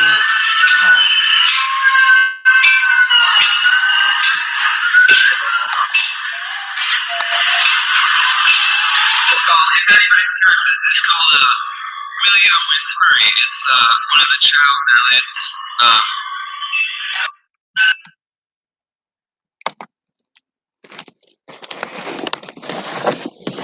I gotta go to marketplace.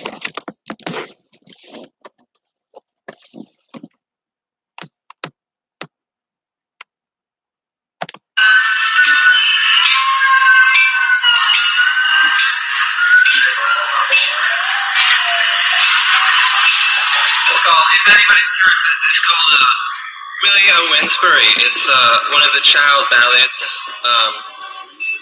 based on readings I've done of it. There are multiple, like many of these songs, there are multiple different ways of doing lyrics. So if you recognize a different form of lyrics, that's probably what's going on.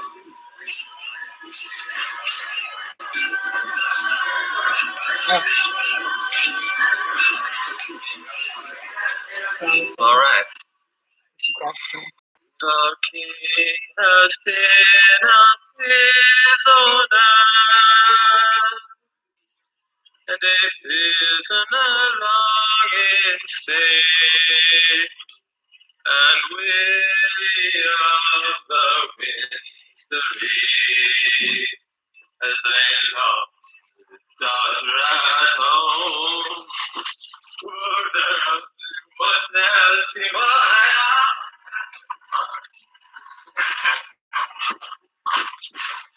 Shove your fucking bullets in my ass! Shove your bullets in my ass! Everybody, shove your fucking bullets in my ass! Shove your lungs in my ass! Everybody, shove your fucking lungs in my ass! And choke on your earwax. That was Kurt Windsor. And up next we have Charlemagne. And then I get to fuck all your corpses, okay? It's gonna be really cute and cuddly. You're still alive! Well, that means that there's going to be more corpse to fuck later, silly little ass testicles.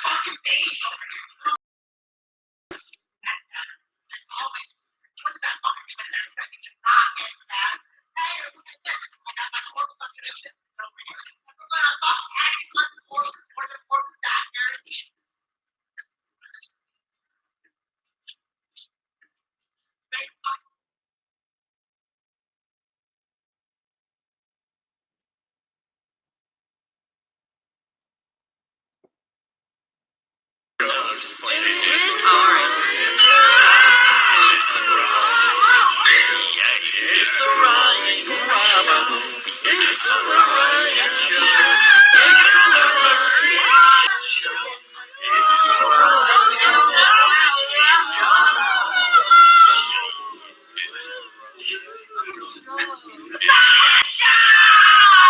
It's the Ryan Show. It's the Ryan Show. It's the Ryan. I think you have the wrong number. Who are you calling? Don't play final with me, boy. I'm a New Hampshire tax agent. I know what I'm talking about. Hey, wait a minute. Who are you calling? I'm calling you. I'm a New Hampshire tax agent. I know what's going on here. New Hampshire is. What are you, crazy or something? No, don't tell me what to do. I'm trying to do my job. So I'm a New Hampshire tax agent calling from the financial businesses in Manchester. I want to have a question for you. Who do you think I am? A representative or something? I think you're just a douchebag. That's what I think you are. So, will you listen to me? Hey, drop dead, okay?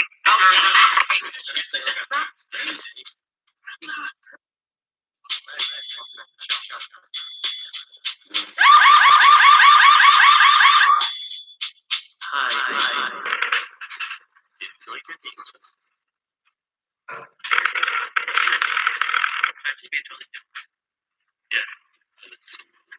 Hello? Oh, hello, ma'am. How are you doing? Okay. How's the dog doing? Okay. Can I help you with something? Oh, yes. Is your husband there? Who are you looking for? Your husband? I'm not quite sure what you mean. Oh, well, is there some guy there I can speak to? I gotta apologize to him. I'm a New Hampshire tax agent, and I got a little, not too business friendly stuff with your husband. Can I please speak to him? No, I don't think so. Oh, please. It would just be a minute.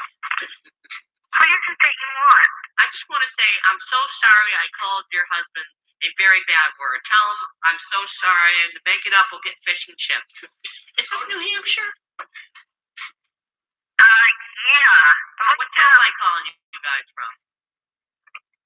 What is your number? We'll call you back. Oh, okay. Okay, you ready? Yeah? Okay. Okay, 5823. 5823? Yeah, you ready? Yeah. 118725. Okay, so how is it? So how's the dog doing? Is he still eating his bones like he should be? I think you have us confused with someone else. Summer's almost over. See, I'm telling you, I'm gonna miss summer in the 4th of July. I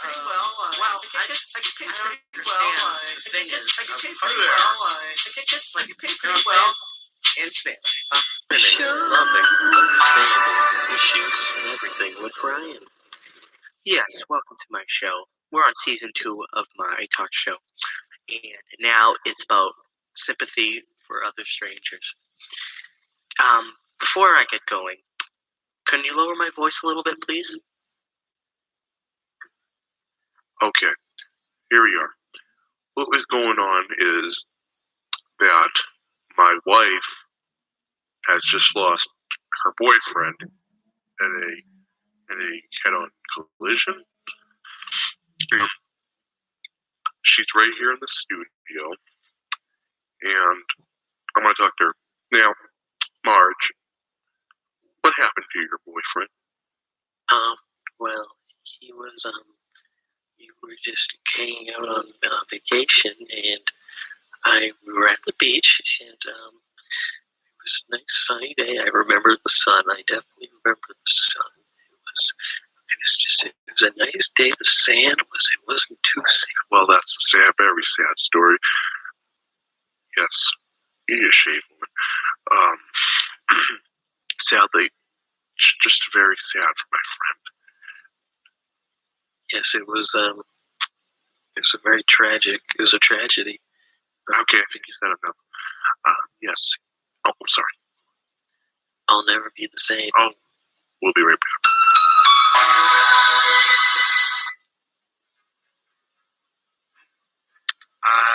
was sitting by the chair with a little strep throat. Hey, sir, are you selling records? My wife is. Let me put her on. Okay.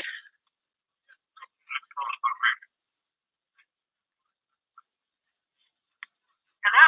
Oh, yes, hi, ma'am. How you doing? I know you're selling records. Yes, that's correct. I'm doing fine. How are you? Oh, I'm fabulous. Thank you. I want to ask you. I'm looking for a certain record, Okay. and it's it's a song I liked, and that's on there. It's like a single record, but the problem is it's just I can't remember. But can you try to figure out the lyrics for me here? Trying to figure out what? I'm sorry. Well, let me sing a little of the song. Maybe you might. Okay. Okay. Mache, mache, it's my masterpiece. I think it's by a singer named Bob. Okay. Now, I have a list here of singers that I have records for to sell. Do you want to hear that list? Yeah, that'd be fabulous. Okay. Hold on just a minute and I will get it. Absolutely. Mache, mache. I like it. Oh, I know it's my favorite from when I was a kid in the '60s. Yeah. When? I think it came out in the 1965 era. Oh, okay. Well, I was a kid in that era too. Oh, Let's see now. I have Ann Murray, Jerry Vale, Donna Fargo, Engelbert, oh. Jeff Checker. Do you have what are the first names of those people? Because I think the first name's like Bob. Okay. All right. Let's see.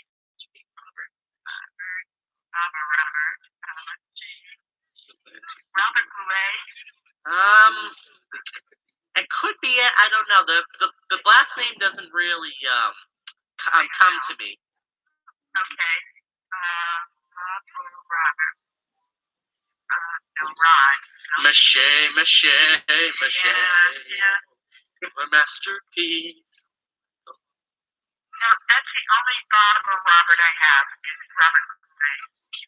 Oh, mache, mache, mache. I like it. Mache, mache, mache, mache, mache. Yeah. It's my masterpiece. Mache, mache, You know what I can do? Yeah. If you want to give me your number, I can. Mache, mache, mache. It's Do you my think Robert Goulet would sing anything like mache, mache. I love that song. I can't stop singing it. Mache. That's all I have, though. As far as Robert or Bob. Mache, Robert Goulet. mache, mache. My macheing around the house tonight. Mache, mache, mache. It's my masterpiece. Well, if you like me. Mache, mache, mache.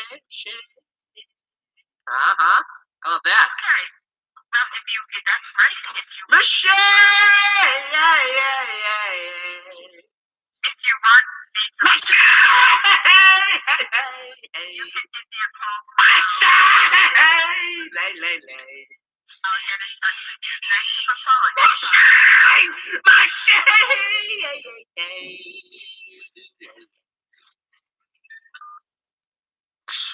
I'll never see him again.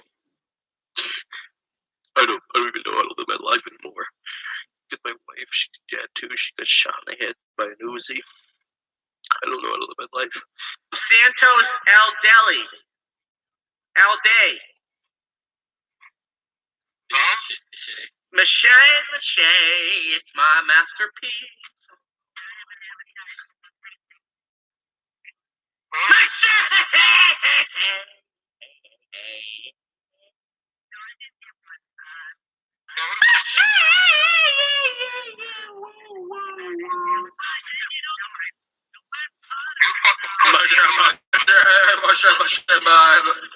What'd you say? I said you fucking pussy. When I get to lose in front of you, I'll fucking knock your teeth out, motherfucker. Mache,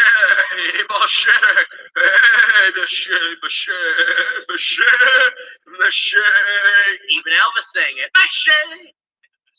I'm gonna slap you. I'm gonna slap you. So hard. Mache. Yeah. Oh,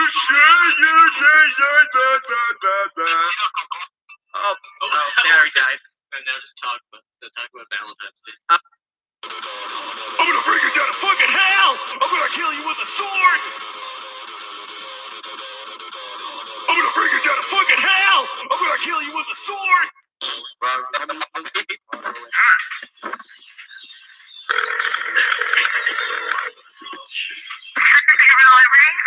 Yes, hi, I'd like to get an order for delivery, please. Sure, what's your address? Alright, ready? Yep. 195 Andover Street, Andover, MA. What's my address? Well, no, that's... what are you saying, man? So, can I make my order now? Delivery delivery. 195 Andover Street, Andover, MA.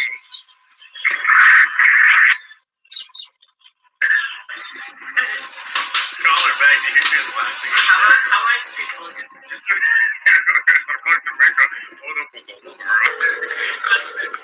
I'll just say the joke. Yeah, she'll see.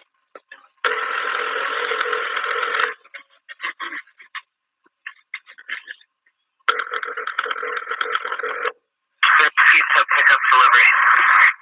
Yes, hi, I'd like to make an order for delivery, please. What would you like? I would like one large one pizza, please, 1/2 cheese and 1/2 large. Half large? What do you need? Half pepperoni? Yes, please. Now, One large half pepperoni. it'll be ready for delivery. Yeah, what's your address? Are you ready? Yeah. Are you sure? Yeah. All right, keep on. Okay. Are you ready? 195 Andover Street, Andover.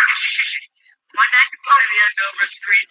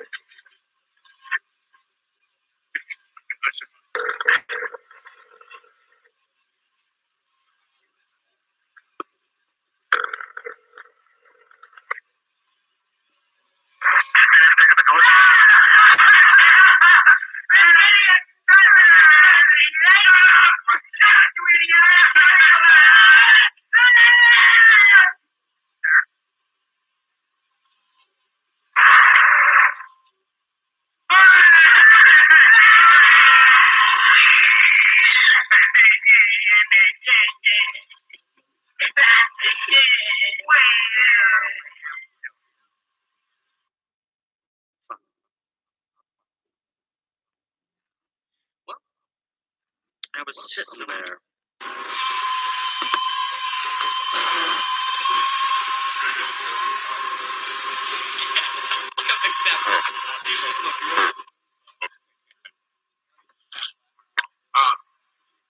Okay, well, all right. Well, folks, we have done a prank call, which our first time in a while we have got in trouble. We might be going to jail tonight, and we might not be on our air for a show for a while. So this is an offer that I actually said I would kill you, not to them. My sister. We were just joking around. Get the fucking wrong.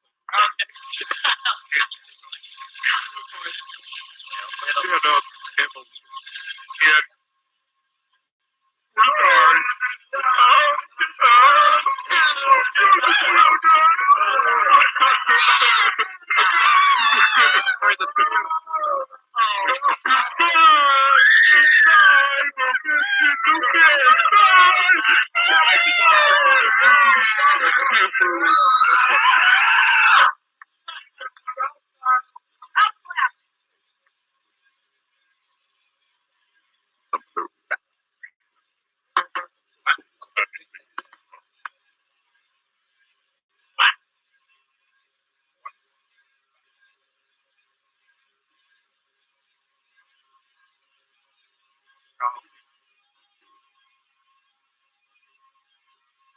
That's a journey with no dick. So anyways, moving on. Well, we're gonna be taking some. We're gonna be calling back. You remember about let's say a month and a week or two ago, we called the guy that was selling MASH videos. And well, we called him this month, right? So what we're gonna do is we're gonna actually wait. Actually, do we have that tape? Yeah, it's button 5. All right, it's button 5. Here we go. Let's listen to this Smash call from a month ago. Yes, hi sir. Yes, hi sir. How you doing? Do you sell MASH movies? Cause I heard you're selling movies. Not movies, they're VCS, they're cassettes. Oh, okay. That works. What kind of movies do you have MASH though? For some time ago, I taped every episode of MASH. Oh, that sounds awesome. Okay. They're not regular movies. They're cassettes. You have to put them on the VCR player. Oh, okay, that's fine. I have a VCR player. Me and my wife both enjoy that. Do you have one? Did you Can I ask you a question? Did you have some movies where the Americans were fighting the Japs, or any movies of that joke where Jerry Crunkleton was pulling down? No, I don't.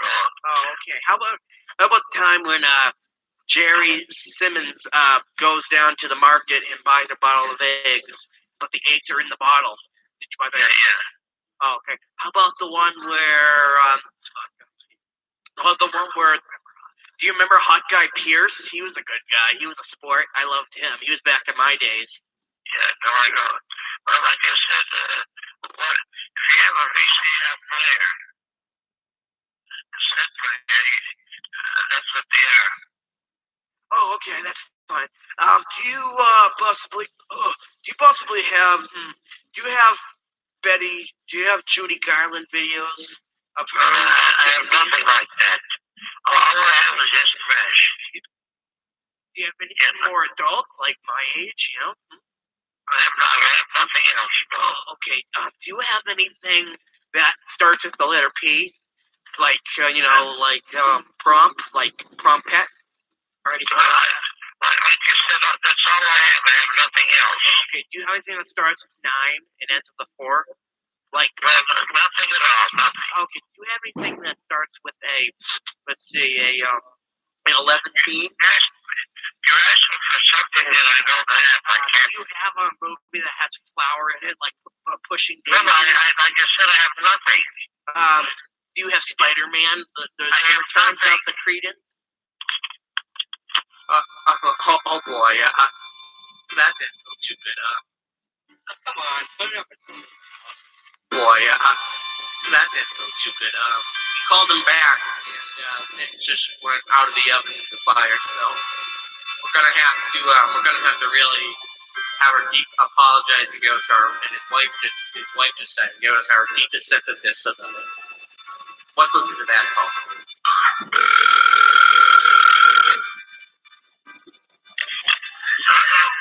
Yeah, thanks, sir. Are you selling MASH movies? What'd you say, sir? Are you selling MASH movies? Some movies, some time ago, I taped all the episodes. I did them. Do you have any Jimmy Gavin, one of the Return of the Creek at all? No. Or do you have the one where John down the pan in Return of the Philippians? No, I don't. All I have is MASH. Alright, do you have any I don't have anything else. Return of the Creek? Do you have anything more adult? Any more adult? You have Hot Guy Pierce. He was a good sport. You have him. I don't have anything. I don't have anything. You have Rhonda Dahl. I said I don't have anything. You have a copy of Judge Judy. No, I don't. No. Do you have a structure? I said no. Do you have any old tapes of The Wizard of Oz? No, I don't. I told you all I have is MASH. Do you have the clip where Toto gets raped by the wizard? No, I don't have anything. Do you have any old? I said no. Do you have any I said no. Do you have any old? You understand me? Do you have any old mash? I just had mash that I recorded. Oh, okay. So do you have movies involving Jane Curtin? Do you have any movies involving her? No, I don't. Saturday Night Live, like I said, do you understand what I'm saying to you? Have any old pop stuff? Do you understand what I'm saying to you? You have your copies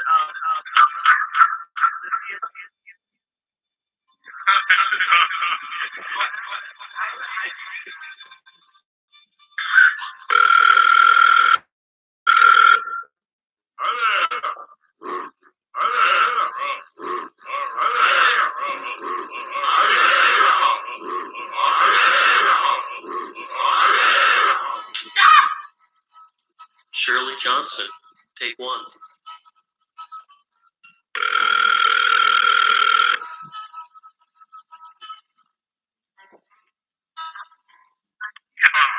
Yes, hello, sir. Please hang up the phone. What? Sir, can you please hang up the phone? What are you talking about? Hang up the phone. Can you please hang up the phone? Sir, it's my job. Please hang up the phone. Why would I do that? Because it's easy. No, sir. No questions, sir. Please hang up the phone. It's due to the government shutdown. I want to know who's calling. No questions, sir. Please turn down your please hang up the phone. I want to know who you are. No, sir. No questions. Please hang up the phone. No, I won't. No, please, sir. Hang up the phone. Why would I do that? It's the government. It's because of the government shutdown. Sir, please hang up your phone. No. You probably have a busy night. You probably don't want to be on the phone talking. What? Do yourself a favor, sir. Please hang up the phone. Federal law. I mean, you know. No, I don't. I don't understand. Did you hear about the government shutdown? Why do you keep calling this number? I've never called this number before. Please hang up the phone. Well, why did you call it this time? Tell you to hang the phone up. This is a test from the government to make sure you hang up the phone properly.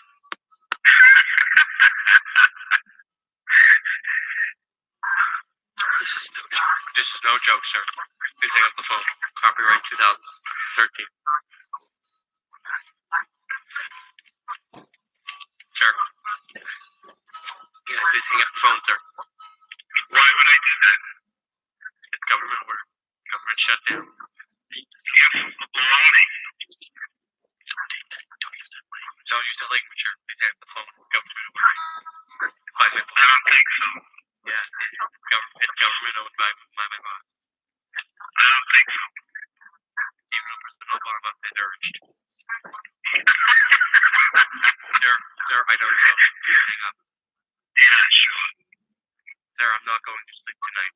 Please hang up. Neither am I. All you have to do is press the red button that says end on it. Simple, quick, it's done. Excuse me. This call is being monitored and recorded for quality assurance. Oh, good. Sir, please hang up the phone. Federal order. By whom? Representative John.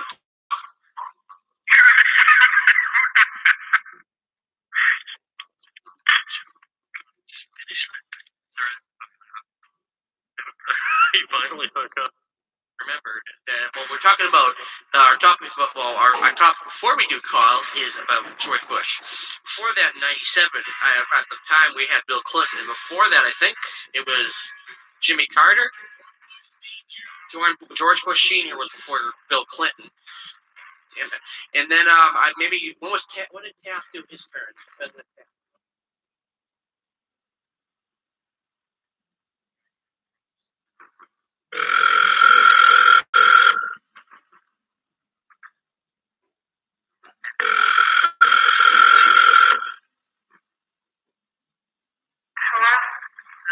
hi. Thank you for calling in. What do you want to listen to? What? How are you? Okay. Good. What are you doing tonight? Who is this? Great. So what are you doing tonight? Would you like to ask my husband that question? Sure. Who is this? This is, your lover boy. This is, how are you? Derek and his couple. Did you pay your bill? I always pay my bills. But then, don't call my house. Oh, I'll call you tomorrow. Okay? I'll call you in a minute. Talk about the shit.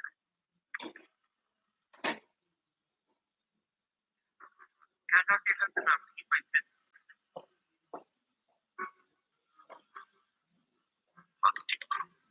Oh, yes. Hi, ma'am. I'm interested in your punch bowl.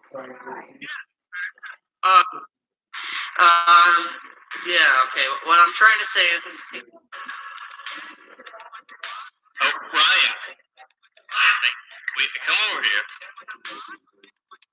All right, we are broadcasting live from the 2011 Christmas party, and we'll take it to Ryan, who's going live. yeah, it's great Christmas party going on here.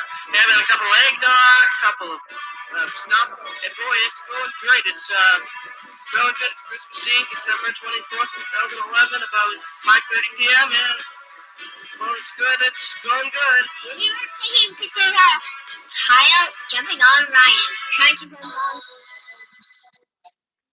Hello? Yes, hello, ma'am. Thank you for calling into the Sympathy for Strangers show. Please talk. If you have any questions, please talk in a very loud room. We've been disconnected. Oh, well, fuck her. Okay, now. Anyways, very sad. Very sad. Sympathy. We're thinking of everybody. Like my friend Marge, that's right here in the studio. Marge, tell me more about yourself. Well, anyways, if we get back to the commercial, we will get this one. So sad. It is sad, but it's good to just Hello, Frederick. Thank you for calling into Sympathy for Strangers show. Do you have any questions? Please talk peacefully. Who's this? This is John Deckerman.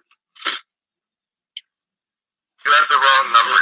No, I don't. I'm calling. I'm sorry to hear about your grandma. No, I don't. Don't hey. It's always nice to hear from someone, even if they can be a little hostile on the phone. Yeah, it sure is. Yeah.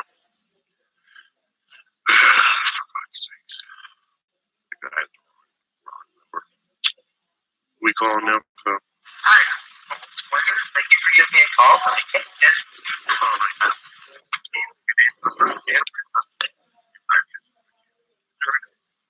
At the tone, please record your message. When you finish recording, you may hang up or press 1 for more options. That's fine. Hi, Pulse Weakness. My name is John Chapman. I have been calling from my talk show about sympathy for others.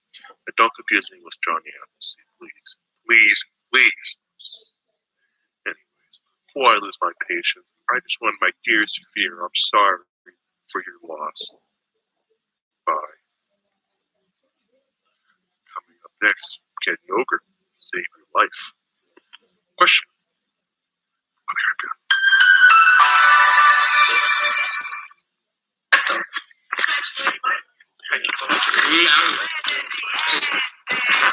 From Bruce, how you doing? Good.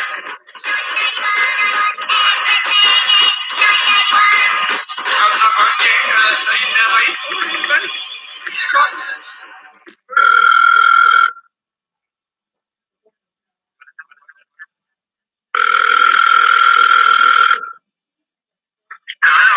Hello there. Are you selling this OG? Two of them, actually. Oh, two of them. What are they exactly? What are they? Yeah. You mean you're not familiar with what a shoji screen in fact is? Oh. You need a general description, or are you indicating you'd like dimensions? I need a description. Oh, a shoji screen is a Japanese screen.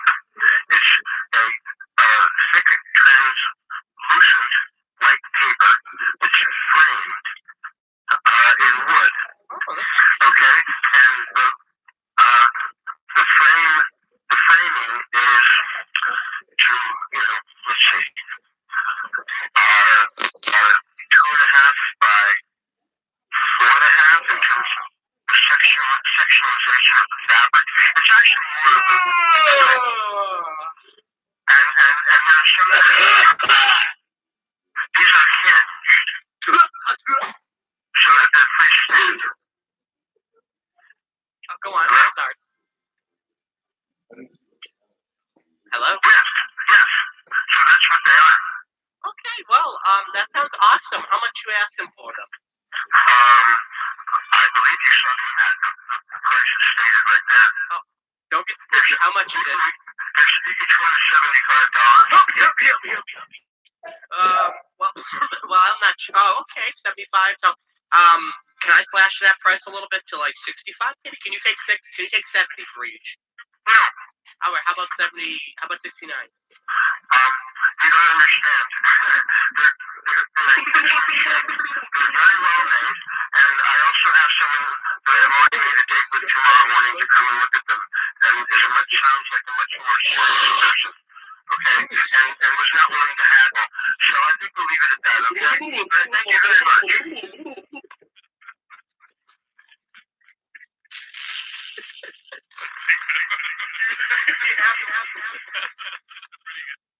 How famous are you planning to get?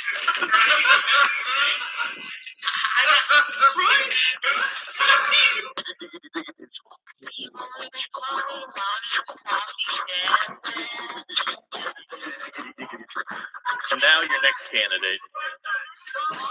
Some people ask, what can I do for me to make me a shining star?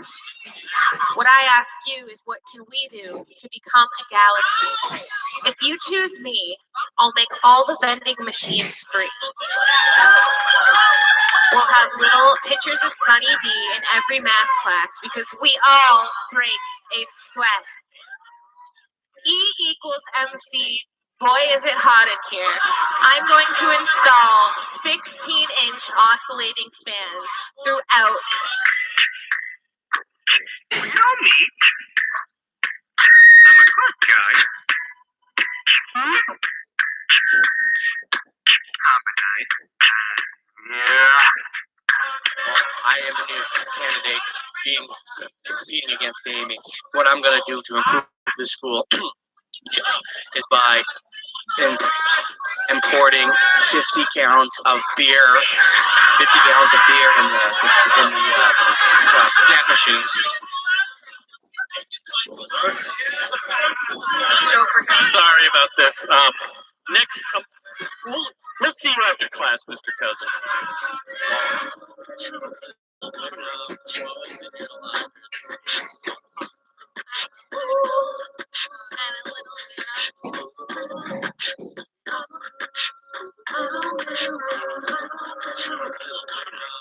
Okay, let's get this finished up. Next candidate.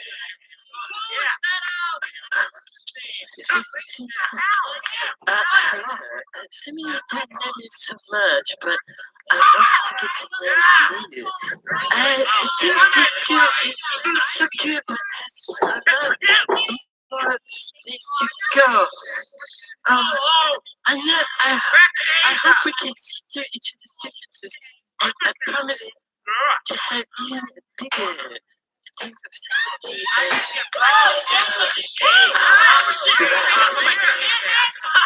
all right, there are your 3 choices. Cast your ballots after class. Here's the chorus to sing the high school mascot theme song. Take it away, guys. Let's all start together. We're the Batty Badgers. We're here to fight, fight, fight. And we do this with our might. And as Badgers, we are merry as can be. Oh, yes. And we're like a big family. Oh, yes. Yeah, there they are. Everyone get out. Yes, sir. Burr. Take a normal sip. Okay.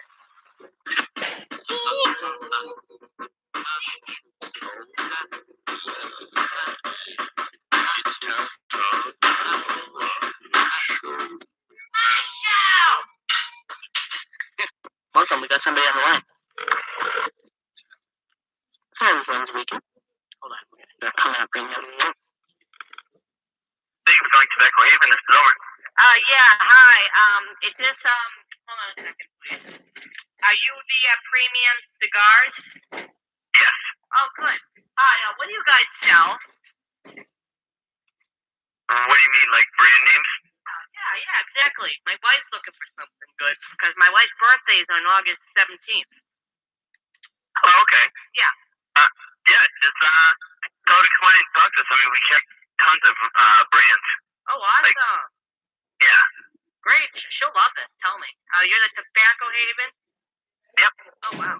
That's awesome. Thank you. You're helping me a lot. Let's see. Do you actually sell tobacco? Yep. Oh, my God. Wow, that's awesome. Are you a junket, too? Am I what? Are you Jewish? No. What else do you have? Do you have, what kind of TVs do you have? What kind of what? Are you Jewish? No. Okay. What kind of TV do you have again? TVs? Yeah. No, cigars. Cigars, yeah. Yeah, what kind? Do you have, what brand name? Do you have, Like the Monte Cristo? Yeah, that's exactly what my wife likes. Okay. And do you have joints? No. Oh, well, I'll place a convenience there near Brooklyn. I can get a pack of joints. No.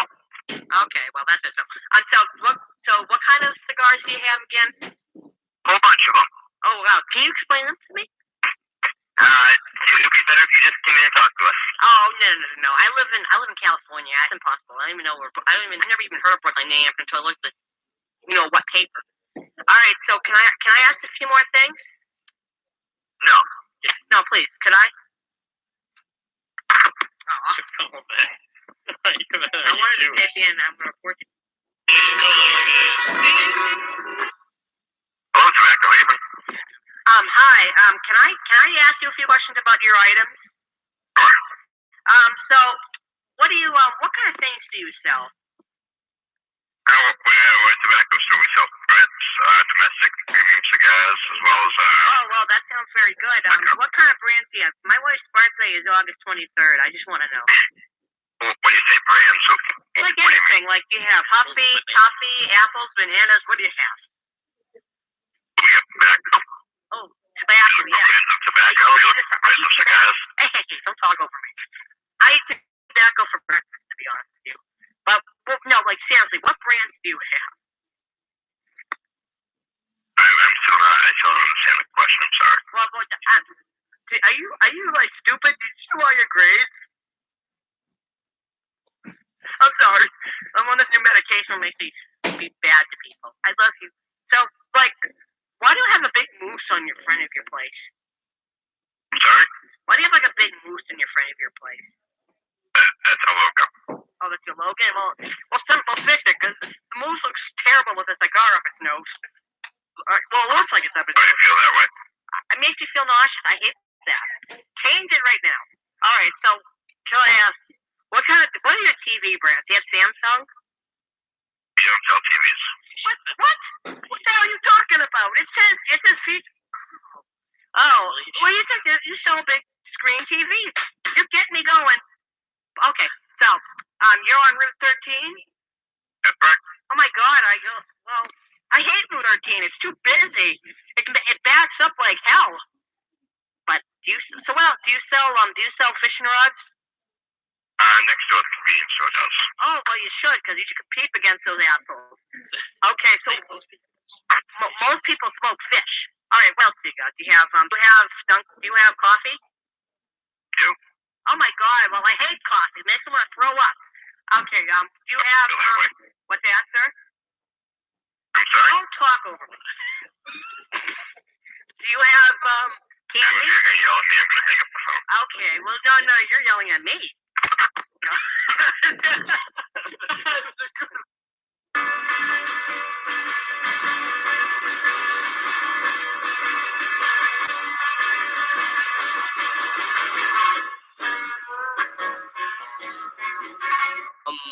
Sounds like Roger's on the line. Let's talk to him. Hello, Roger. Hi, Tyler. How are you? Oh, I'm great. How about you? I'm doing fantastic. What's up? Just sitting Yeah, watching a little Rainy Days. You're watching a little what? Rainy Days. Oh, wow. Yeah, it's great. Yeah, I bet.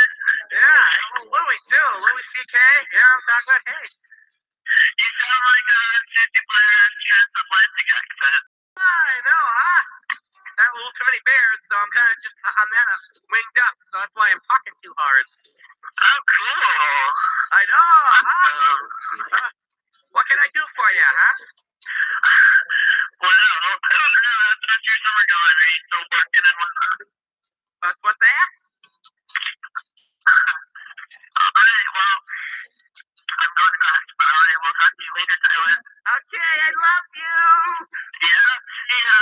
Bye. Ooh, he has to go to class. Good luck, Roger, baby. I love you.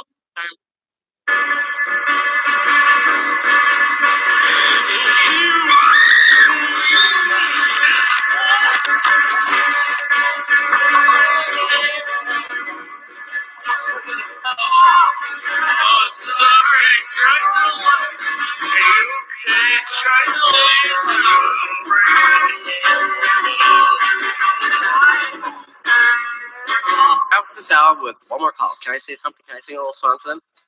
I'm the ice cream man. Stop you when I'm passing by. Bye.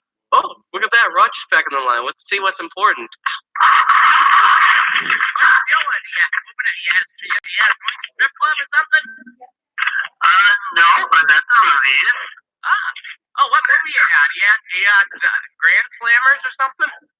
Yeah, pretty much. Cool. I went to see it with my girlfriend the other night or something. Okay. She's new in town, so I had to do it. So, yeah, what else have you been doing? I've been working like crazy. I've been working my ass off. I'm so depressed. I can't take it. You know what I'm saying? I wish I could go in some beer. Nice seeing you from you. Roger's currently singing Grand Slammers. I've heard a lot about that movie. Yeah, so oh my! If I look at the clock, it's 4:30. It's time to wrap up the show. Well, yeah, we had a great show. I had to pick my grandma up from the junkyard. Our next show is Wednesday and Thursday. Bye.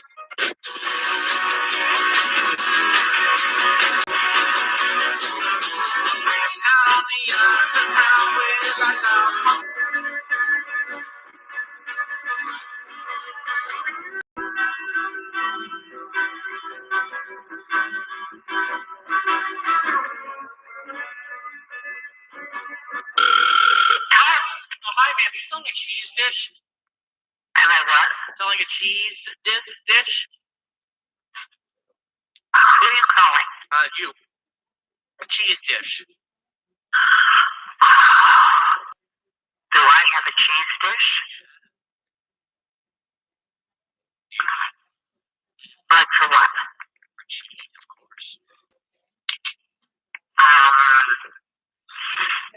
I mean, no, I would just use anything. Cheese dish for me. What do you eat cheese on? What do you eat cheese on? What do I eat cheese on? Yeah, cheese. How about just like cut up cheese or what? Cut up cheese, like put on on a cracker. Yeah. What? No. Just a regular, any kind of a plate. How much you want for it? What do you mean? How much do you want for it? Why? $1? Yeah. $1? That's a bargain. What else are you selling? Not very much. Very much. Oh, are you selling a cup? No, not really. A computer? No. Are you selling a tomato? No. Are you selling a air conditioner? No. Are you selling a TV? No. Are you selling a speaker? No. Are you selling a hamburger? Are you selling wood? No. Are you selling a bed? No. Are you selling a... What is this? You gotta stop guessing. This is stressing, funny questions. Are you selling a food? Are you selling a lawnmower? No. What, are you selling a couch? No. Are you selling a... Give me a hint. I'm not selling anything. Are you selling a... Oh, you're selling the cheese dish. No. Are you selling Yeah. a lamp? Are you selling No. a table? No. Are you selling a clock? No. Are you selling a moose? Man, you have a hoarding problem. Are you gotta get rid of some stuff. Are you selling a zero? Hello? Are you selling a window? Hey, who's that? This is hi sir, how are you doing? Are you selling a window? Who is it? Oh, George, are you selling a butter dish? Oh, the butter dish? Yeah. Oh, that's a cheese dish. Oh, a cheese dish. I am sorry. It's old, yeah. Oh, cool. How much do you want for it? What did I have it in there? Whatever it says it is. Oh, $5. How much? $5? Yeah. No, I don't think so. I think maybe 135. Can I ask you a quick question, sir? Sure. Do you sell mash tapes? Do I sell what? Never mind. Well, I'll have to think about the cheese because right now I'm about to cut the cheese. Thinking about. Oh, you're this. about ready to cut the cheese. I'm Well, gonna cut the cheese on this deal. All right. Yes, that's what I'm talking about. So.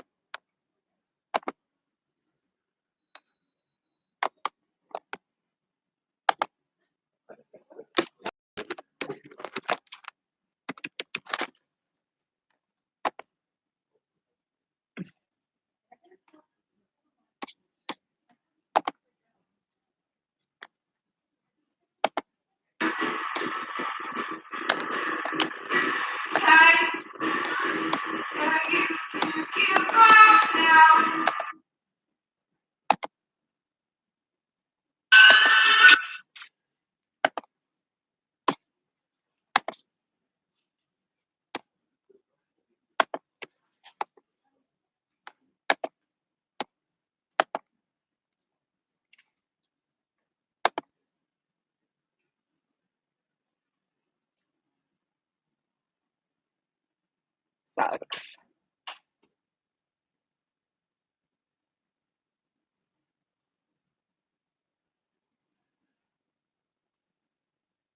Key Largo. Key Largo. What's Key Largo? It's not a telecast. Oh, yeah. Corianders. Jaguar. Are you talking about? What's Key Largo? Googling. What time is it? Oh my fucking god, are you kidding me? I can't believe it's this time already. I feel like I didn't get anything done because all I did was look at fucking phones that I don't have. I'm hiding out on this. Obviously, I'm not doing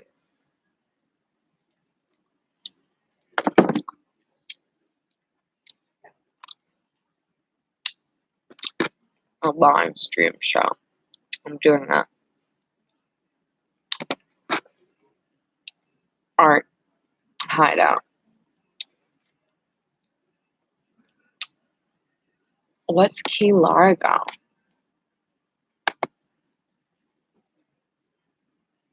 Oh, okay.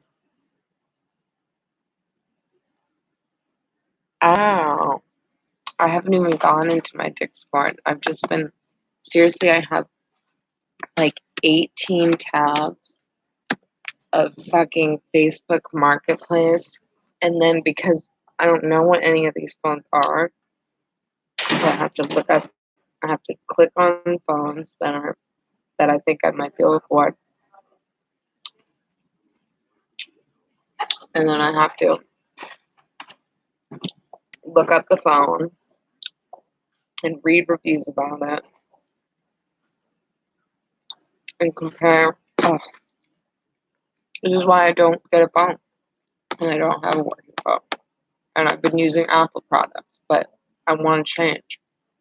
I really want to change. I don't think it's right that I'm using Apple.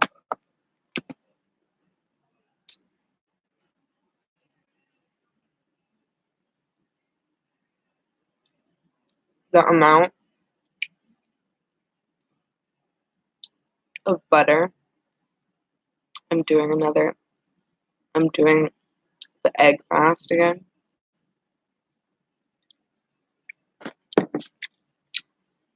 And you have to eat a tablespoon of butter or fat with every egg. And like, I've been doing less than that just because it's like so foreign to me. But I think, I don't even get this. What is this? Remove friends, start voice call, mutual servers, name friends. What's pending? Oh, Hansy. Hansy, we're friends. Is Hansy making a real non-temporary Discord? I can't believe it. Okay, I'm in my Discord. Wait, is this a private message? This is a private message. Jarvita Rostov threatened to come to my house, murder me, and rape my wife. I think he was joking, but is joking about raping my wife ever okay? Could I come on your show and talk about it with you? If not, I understand. When did this come? Yesterday. Okay.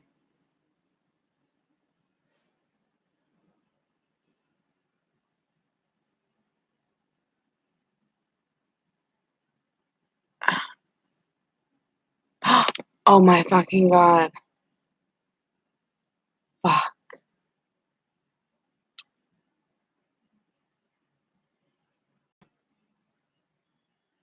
I was supposed to do my show today. Oh my god. I totally forgot. I totally forgot about my TV show. Shit.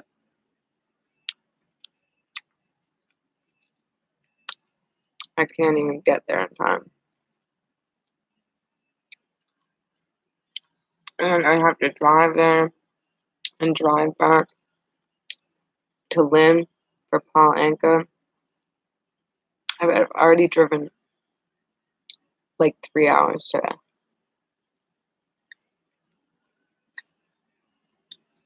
I'm not doing it. But I didn't even remember it. I totally forgot about it until right now, which is when I should be getting there. But whatever. I'm not doing it.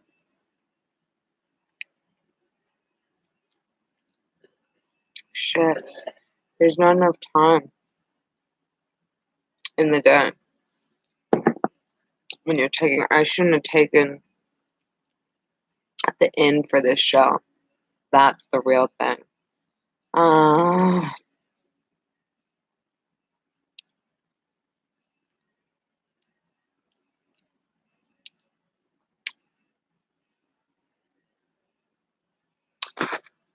Okay. Mhm.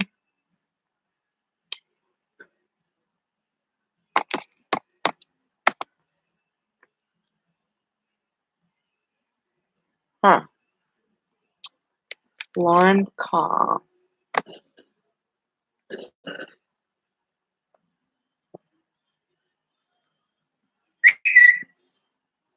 I think I read that Caroline, that Instagram thing, and I still don't get it. I think I read that whole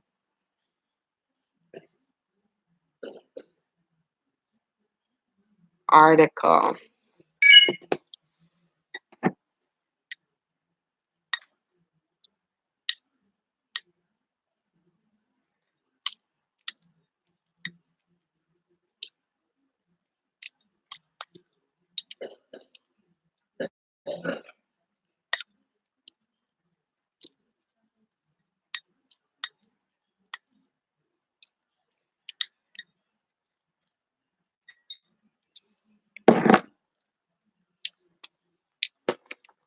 I think I read it, and I still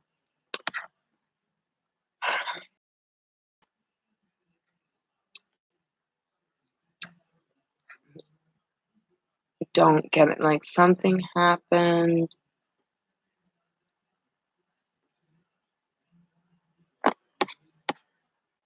I forget what happened with them. I know I read it.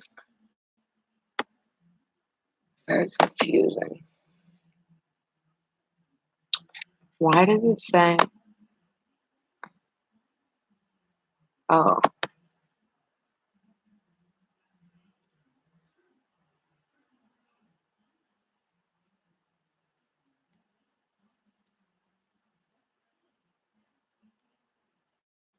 okay. Sam Hill wants me to watch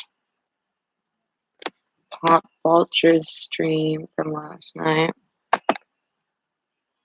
Okay.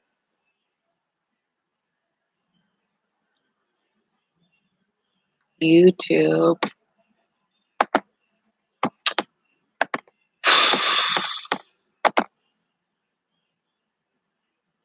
What?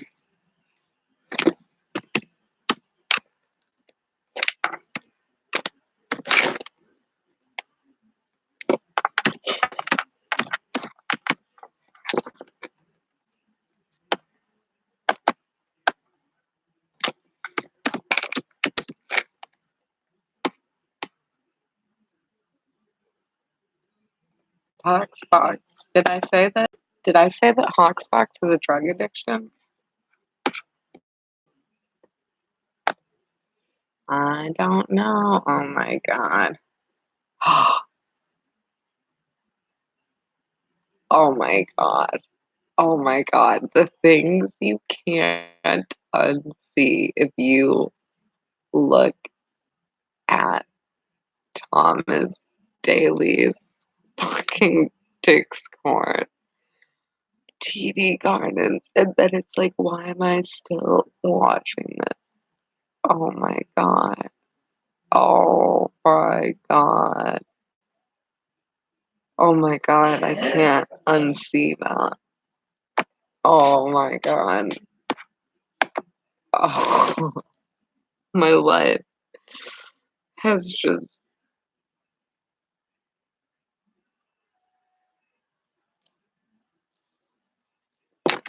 permanently changed, and I don't know if I will ever recover. I don't even want to tell you what I just saw, but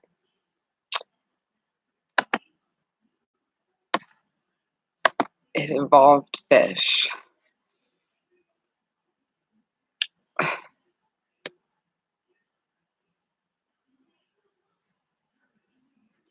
Whoa, whoa, whoa, what's going on here? And the dick's gone.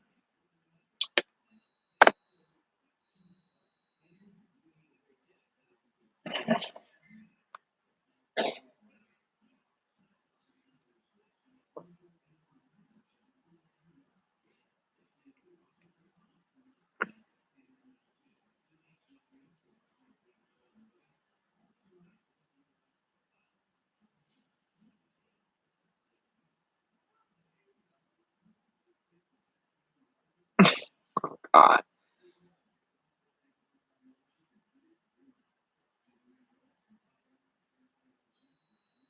What?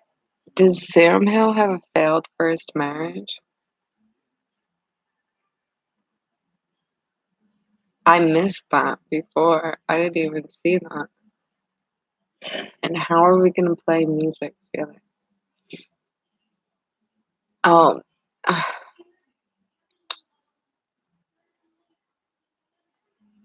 and since I've been reading all these reviews, I have seen it referred to in type, these Android phones referred to as handsets, which I just don't even understand. Is this a picture of Kraton?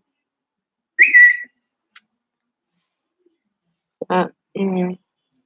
I just looked down for one area code, and if it's not that area code, I don't look at it.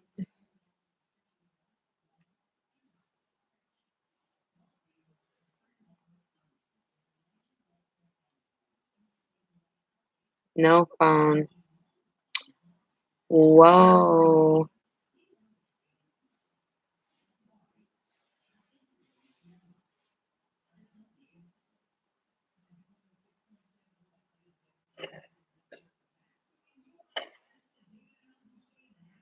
Women want me when they look for filling diapers. Hmm.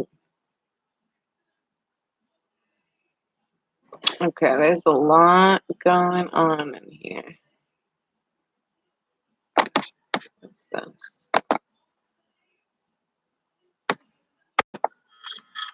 Der Arsch muss weg, der Arsch muss ab, der am Arsch, ich nehm ab, am Arsch kommt Essen raus, der Arsch muss weg, der Arsch muss ab, am Arsch, ich nehm ab, am Arsch kommt Essen raus, der Arsch ist breit, der Arsch ist schwer, der Arsch ist lang, ein Arzt kommt angefahren, der Arsch sagt piep, der Arsch ist braun, Arsch, Is this you, ich Prince muss Man? groß, Did you cut your dreadlocks off? riesengroß, groß. Die Schlange guckt schon aus dem Fenster raus. Arsch. Arsch.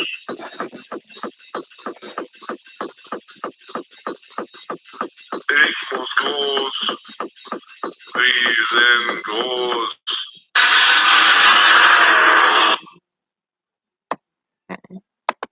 Just gonna do it. Another cum-like substance, please donate. Venmo and Jarvaland for all these white, viscous liquids that I interact with for your benefit. Oh, geez. Okay. I just got some very close to my eye. Oh, Jesus. and on my face, which is not ideal. Okay, we might have to and a tiny bit, a little bit on the floor, which is my biggest concern, because obviously we all know that Gilby is the most. That's it. Wow. 157 views on that. Beautiful. Just gonna do it. Another cum-like substance.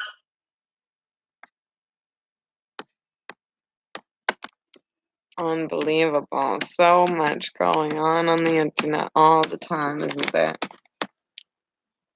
Just can't even keep up with it all at once. He was yelling at, who was yelling at? Sam? At Helen Keller? Bertie Higgins.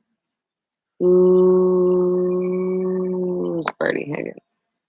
What's Bertie Higgins?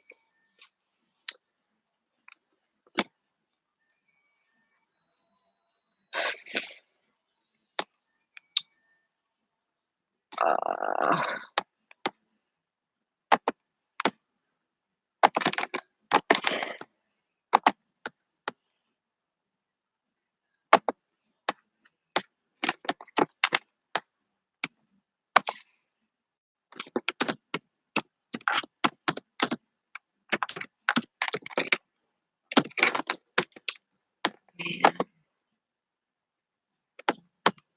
let's see what videos Mr. Deleted has.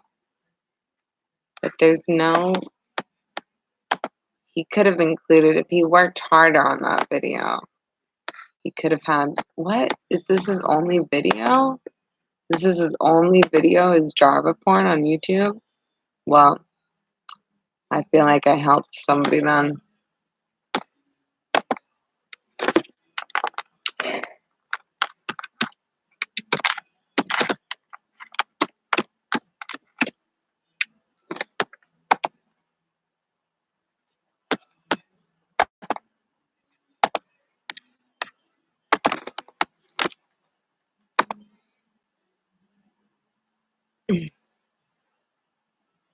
It seems to me that your life candle in the wind, never knowing who to cling to when the rain set in. And I would have liked to known you, but I was just a kid. And I found out long before that you lifted.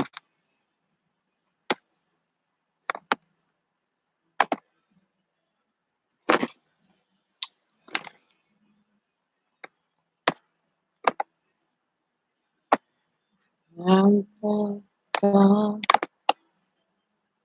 and everything, and everything. I need to make sections on my YouTube channels. I don't know how to do that.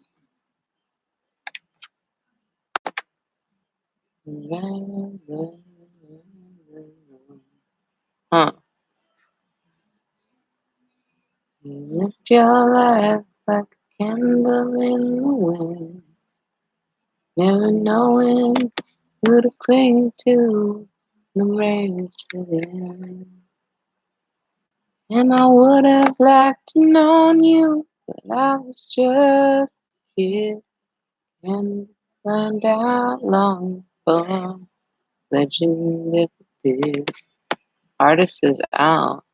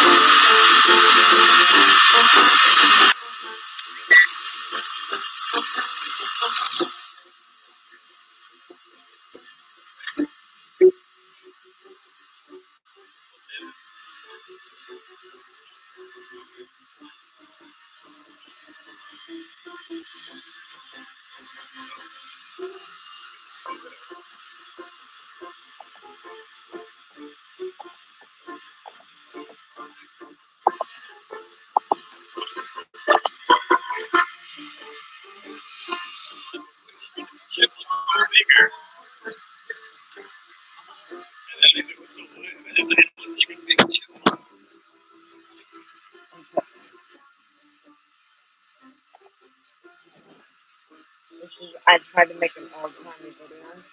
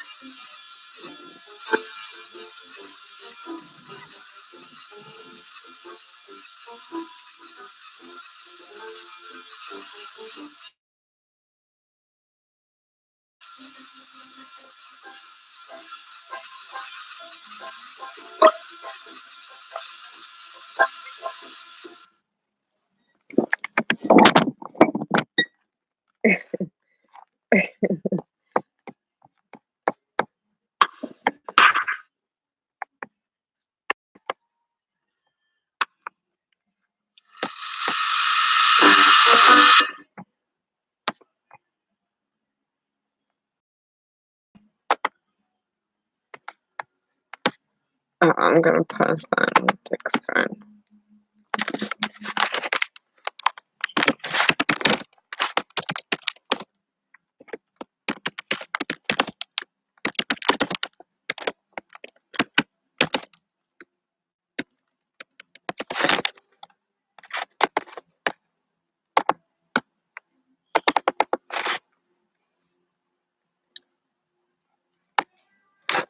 Wait, did I copy it? Right? Or wrong? Okay. If you guys could see that, but I forgot about that video, and I think it's pretty funny. And I think I was pretty much really great at pretending to be in an old time video. I have to fucking leave. It's gonna take me an hour to get there. I have to fucking leave now, and I didn't even get any home.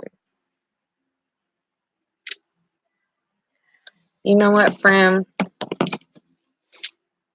I'm feeling love. I'm feeling grateful for life. I'm feeling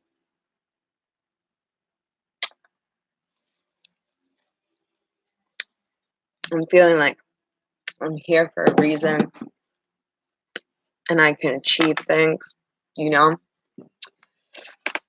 I was feeling a little bit like at this inn today, which like it's okay, you know? I'm gonna get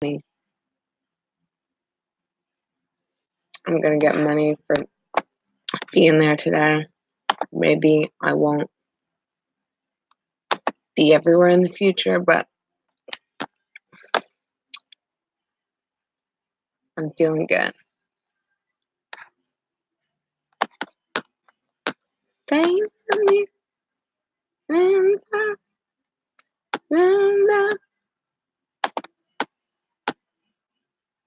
Post on Facebook. I hate Facebook.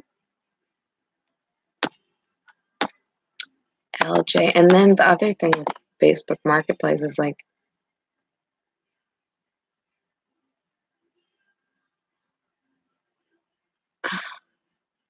should I get this Sam? Okay, Fram, whoever's out there, if you're out there, should I buy this Samsung Galaxy S6 unlocked phone for $60? Available for pickup most anytime.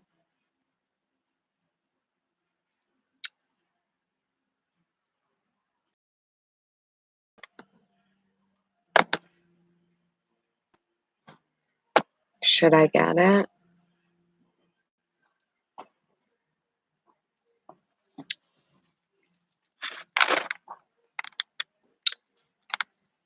Should I get it? Samsung Galaxy S6 phone for $60. What do we think of this? How do we feel about it?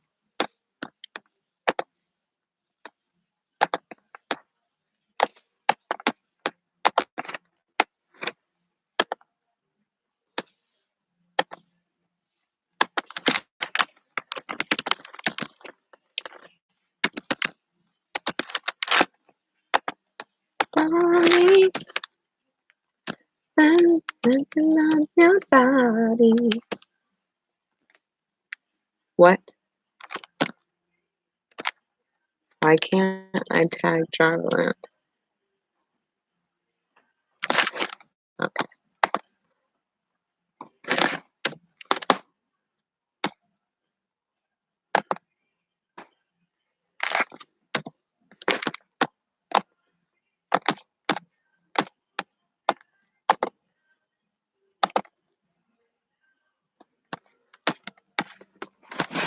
Twitter.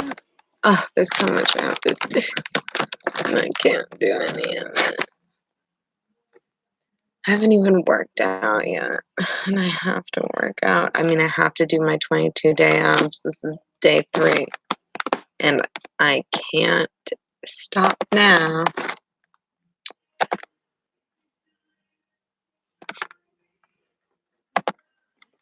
Somebody.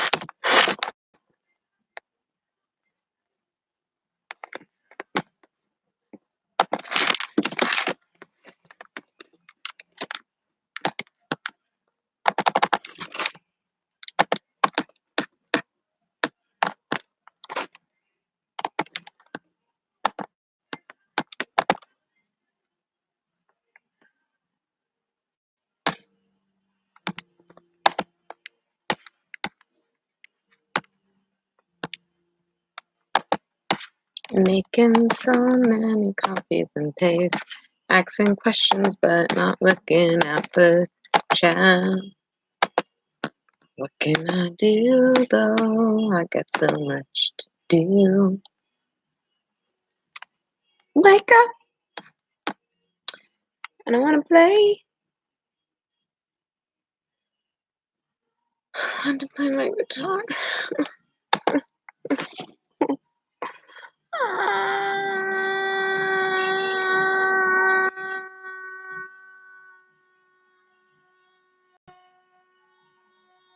I have that in a playlist. 200 for the Samsung. I mean, that's a pretty good deal, right? And it's like fine. It's just got a screen burn, and I'm not even worried about the screen burn. I think I should get it. But I don't want to pick it up tomorrow, really. In Salem, like, where the fuck's is Salem? I mean, I'm close to Salem now, but I'm sure.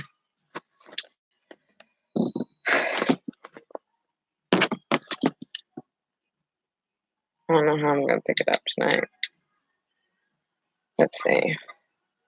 Salem.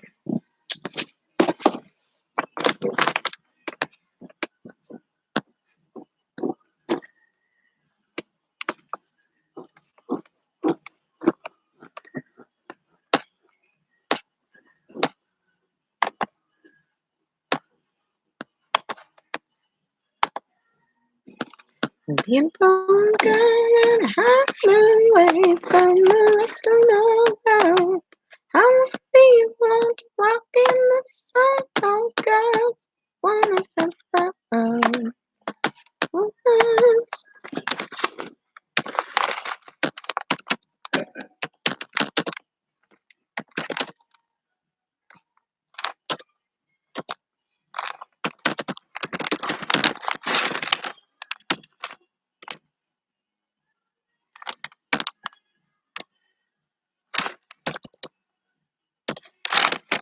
Why is this so annoying when I try to tag my band?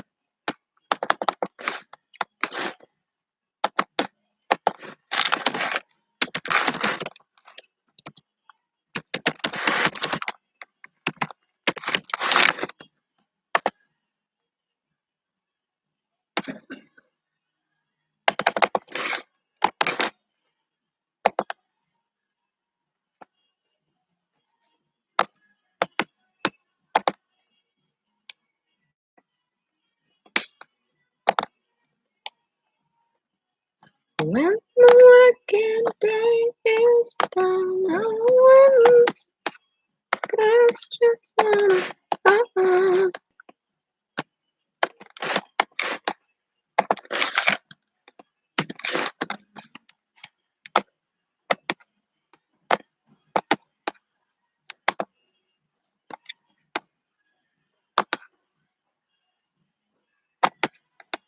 When the working day is done.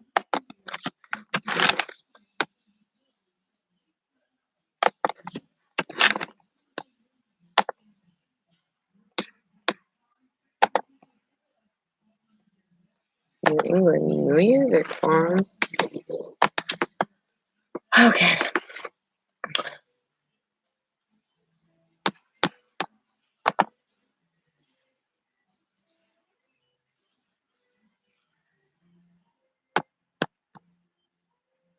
Okay, Salem.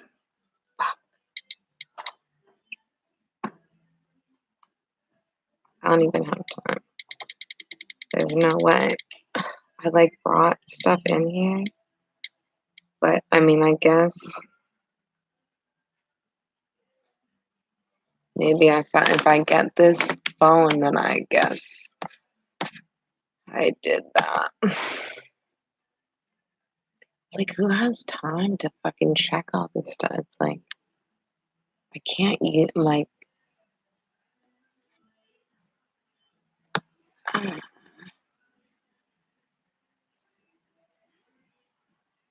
chocolate is good. It's like, especially like random stuff.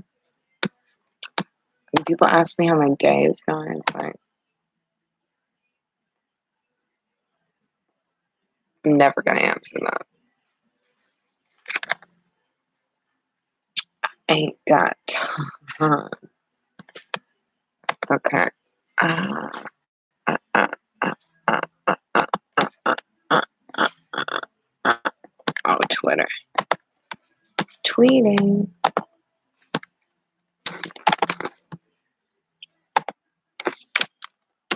I need an intern.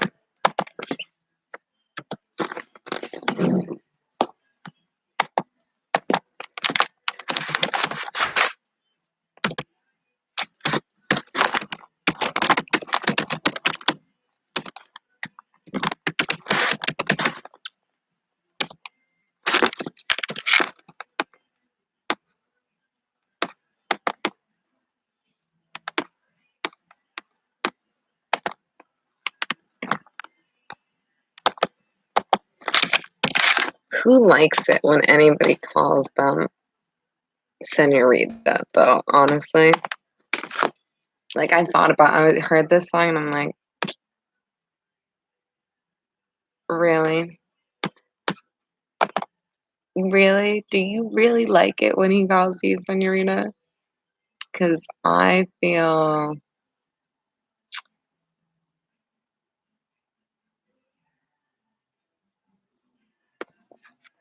that if I were saying that, I'd be lying. And nobody's calling me senorita. But I'm not like, oh, if only.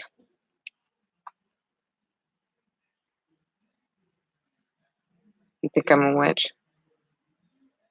Do I cast spells on people though? I don't think I'm cast spells on people.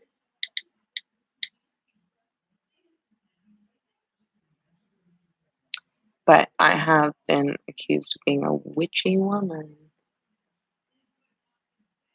and a bitch. Okay. It would take me an hour to get to Salem.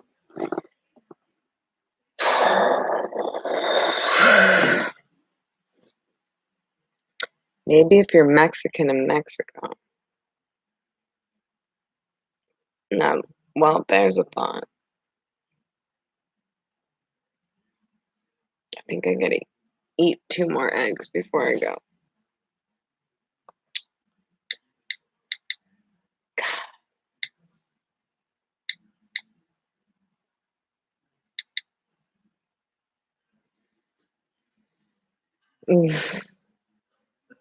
This is my day. This is my day. This is my life. This is my night. I'm in my art. All I've done is sat here and used my computer. I haven't done anything. It hurts me. And I want to see some of Paul Anka's show. So,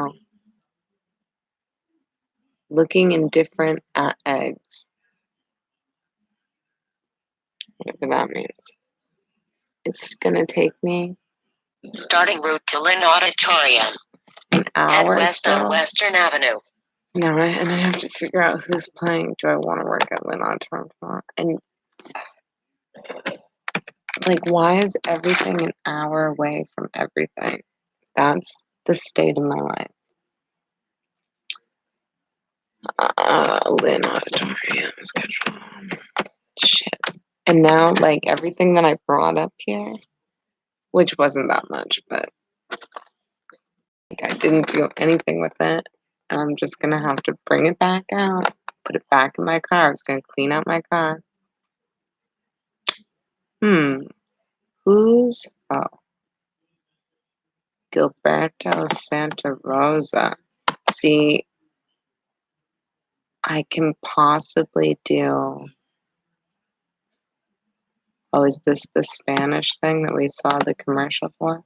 No, that's Los Temerarios. Someone's got a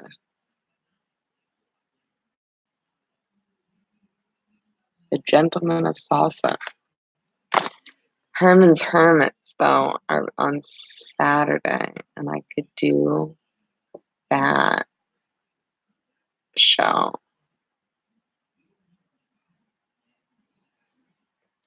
And I kind of was 7:30.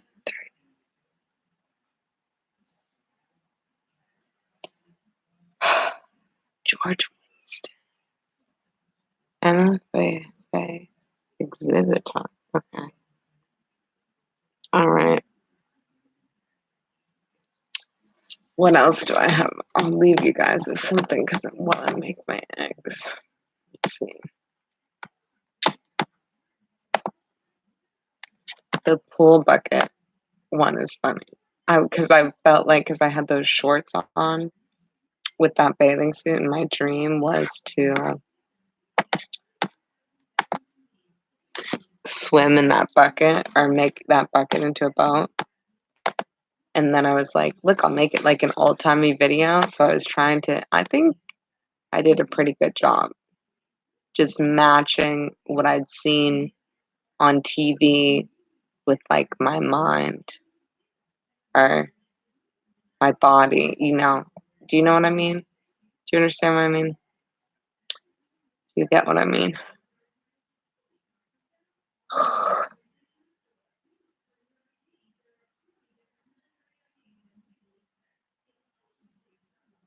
What's art? Oh, this is, what is?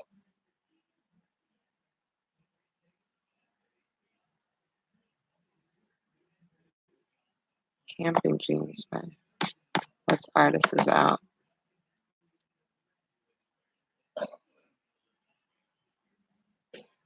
You should get a copyright. I'm sorry, that's protected privilege copyright comedian material. You'll be hearing from What did you tell these people? For the camera? What was your line? Maybe got it for cheap.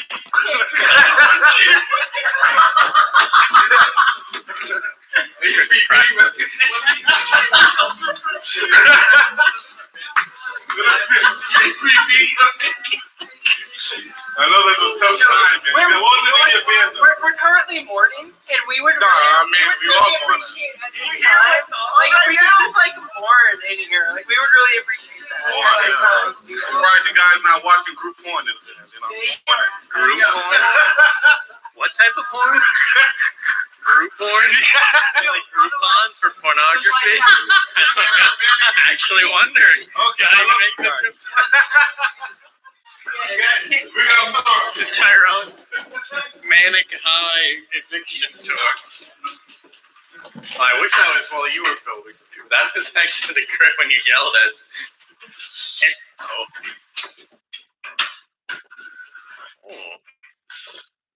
Pick up, get on the floor.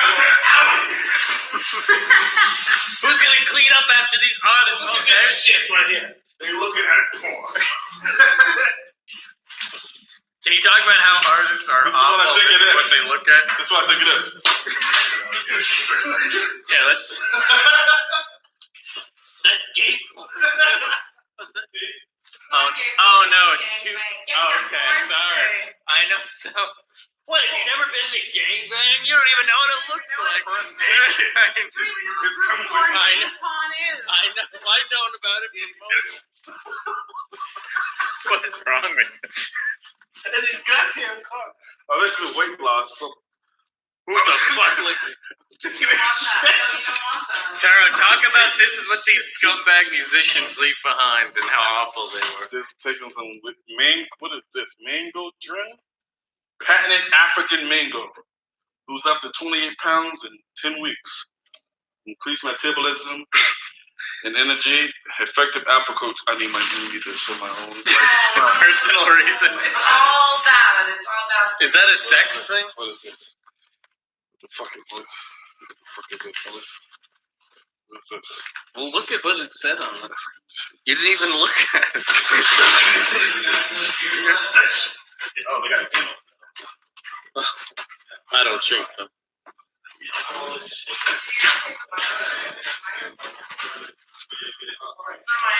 I have for my gift from Tyrone. Oh, pretend it's brand new. And you got a little cup. Oh, I didn't. When are you, Mr. Marker guy? Marker! Happy. I thought the eviction would be a bad thing. I know. Beautiful. This is They got pizza boxes and shit in here. You're like mad at them for being slobs, but also mad at them for not leaving cool stuff. Hold on. Let me put this in here. This bag is gonna bust. Hold on. This is what I think it is.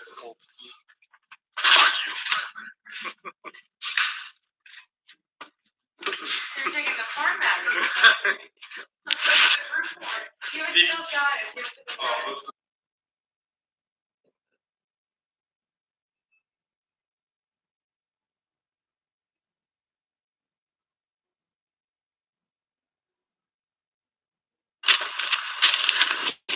Kyle, train's coming, Kyle. Kyle. Kyle. Kyle. Wait. Shut up, Kyle. The train's coming. Kyle. Now what? I don't know. That was bad, though.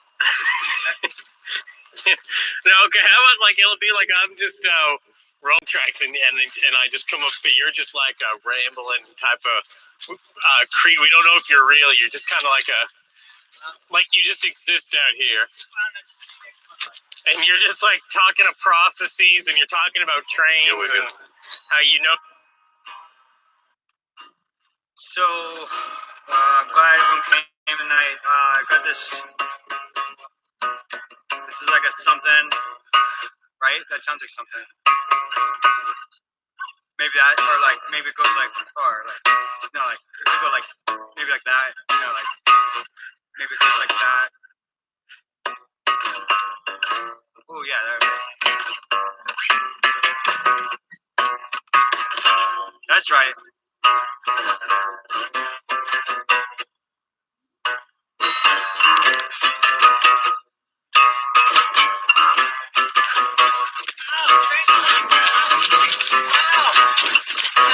Getting high on cocaine. Wait, some guy can't remember his face, but I just knew that he had a name. Now what? I'm not sure what his name was. Playing your song. I can't remember what his face was. No, okay. How about like it'll be like I'm just roaming the train tracks and I just come up, but you're just like a rambling type of Cree. We don't know if you're real. You're just kind of like a. I'm gonna start down here. You just exist out here. And you're just like talking of prophecies and you're talking about trains. Tell me I can. Pigment Caravan. Tell me I can.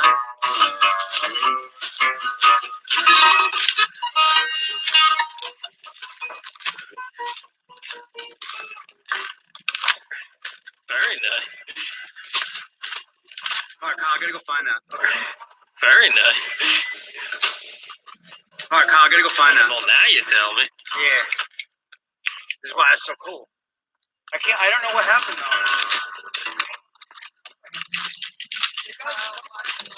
Well, you say you found another peg? Oh, what am I gonna do? Oh, sir, remember when we went on a date in high school? And I was like, cruising in the I couldn't talk. You were too hot. Oh.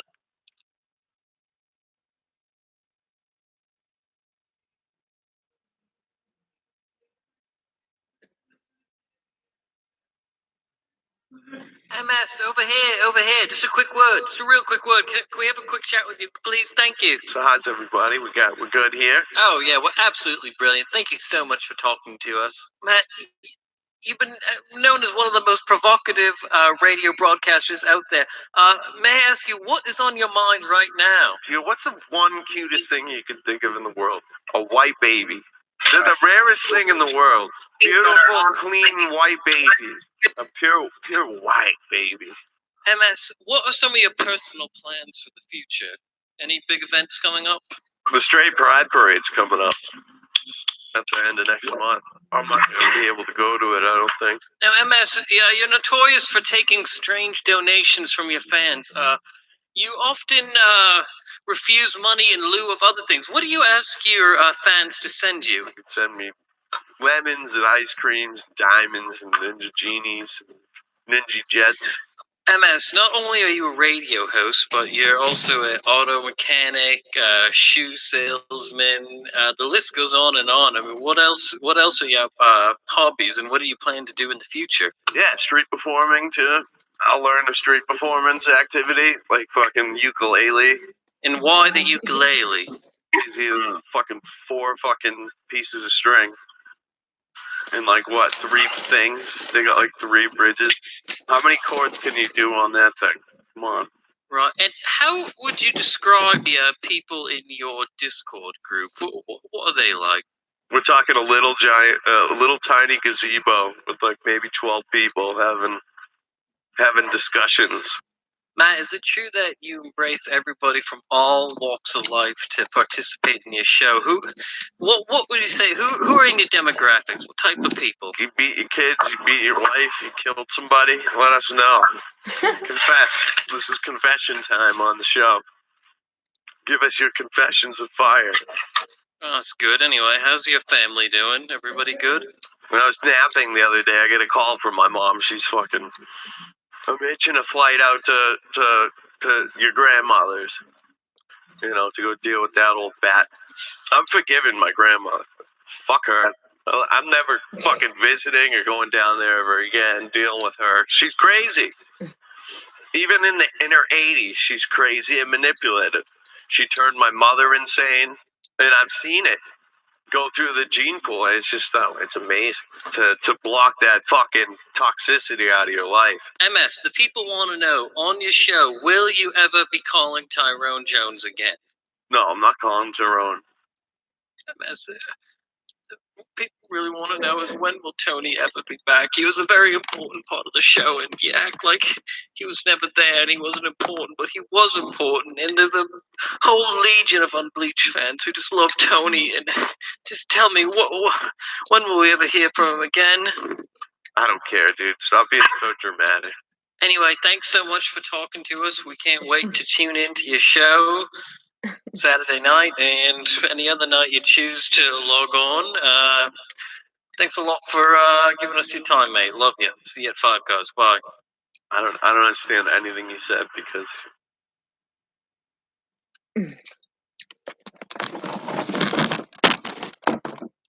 That's a good one. That's a good one. I commissioned that.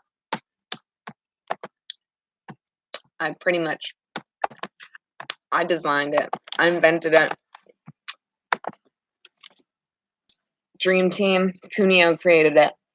I had the vision, set my creative partner here to work on it. I said, this is Mark Stars. You take the audio, you get the interview. And look at that, he got the interview. I'm surprised that hasn't been exposed more. You guys should subscribe to Jeremy Barn Grumbles.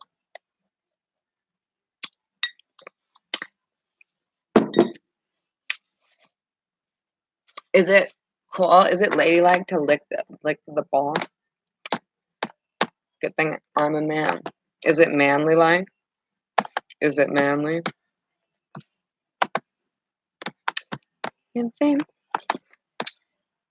I'm a material girl, you know.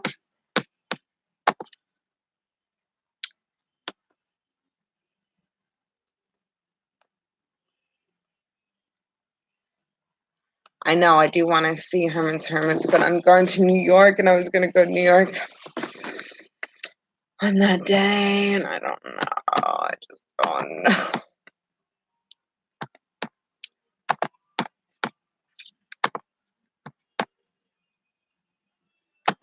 Okay. Oh my God, I have to go. Oh my God, I have to leave. Material.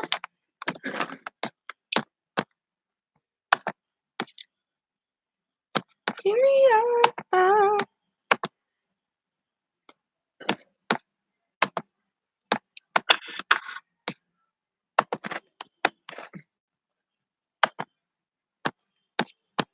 Okay. Fram, I gotta go. I don't know what else to say.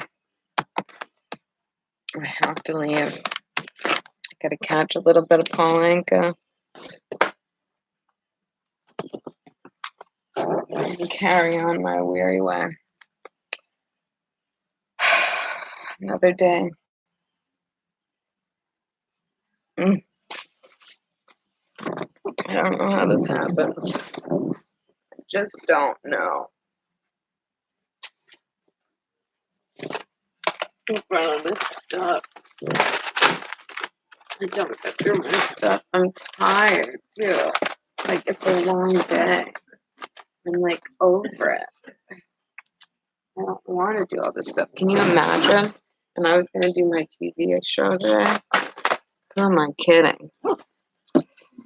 It's okay. There is no should or unshould, right? That's what they say. That's what the experts say. There's only yes and no. What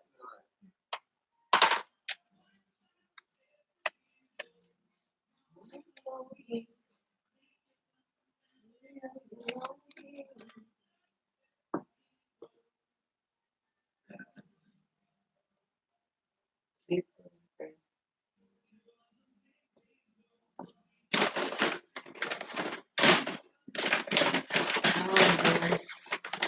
Calendar. This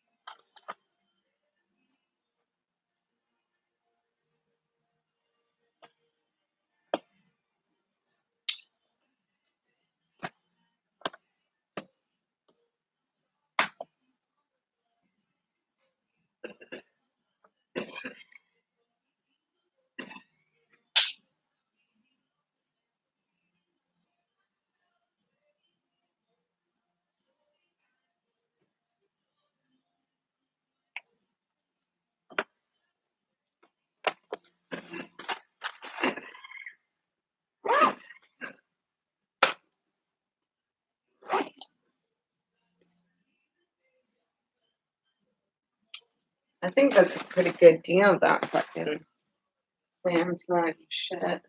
Does it have a micro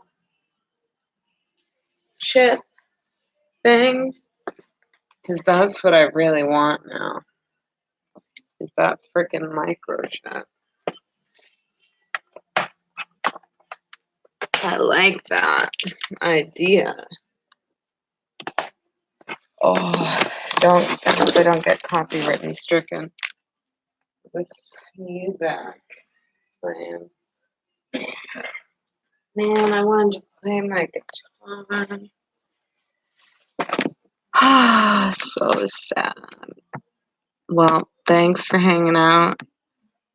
The Prince, and I don't have time to go to Salem. I'm gonna have to see about that. Okay, Frams. I'll see you later. Did I do some artwork? I feel that I didn't do any artwork other than if this is my artwork. That's why I had to live stream, because this is my art. Oh, I should have posted this in the Discord, I guess, but if you, I don't know if you guys could hear that thing that I was listening to, but the Juicy Scoop with the preppy killer, that's fascinating. It's Juicy Scoop, so if you can't hear it good on my stream, just look up Juicy Scoop with Heather McDonald and you can find it. That was good. I mean, I enjoyed that. I don't know what I'm going to listen to now in the car. Because I listened to all of, I don't know. I gotta go. Adios, amigos.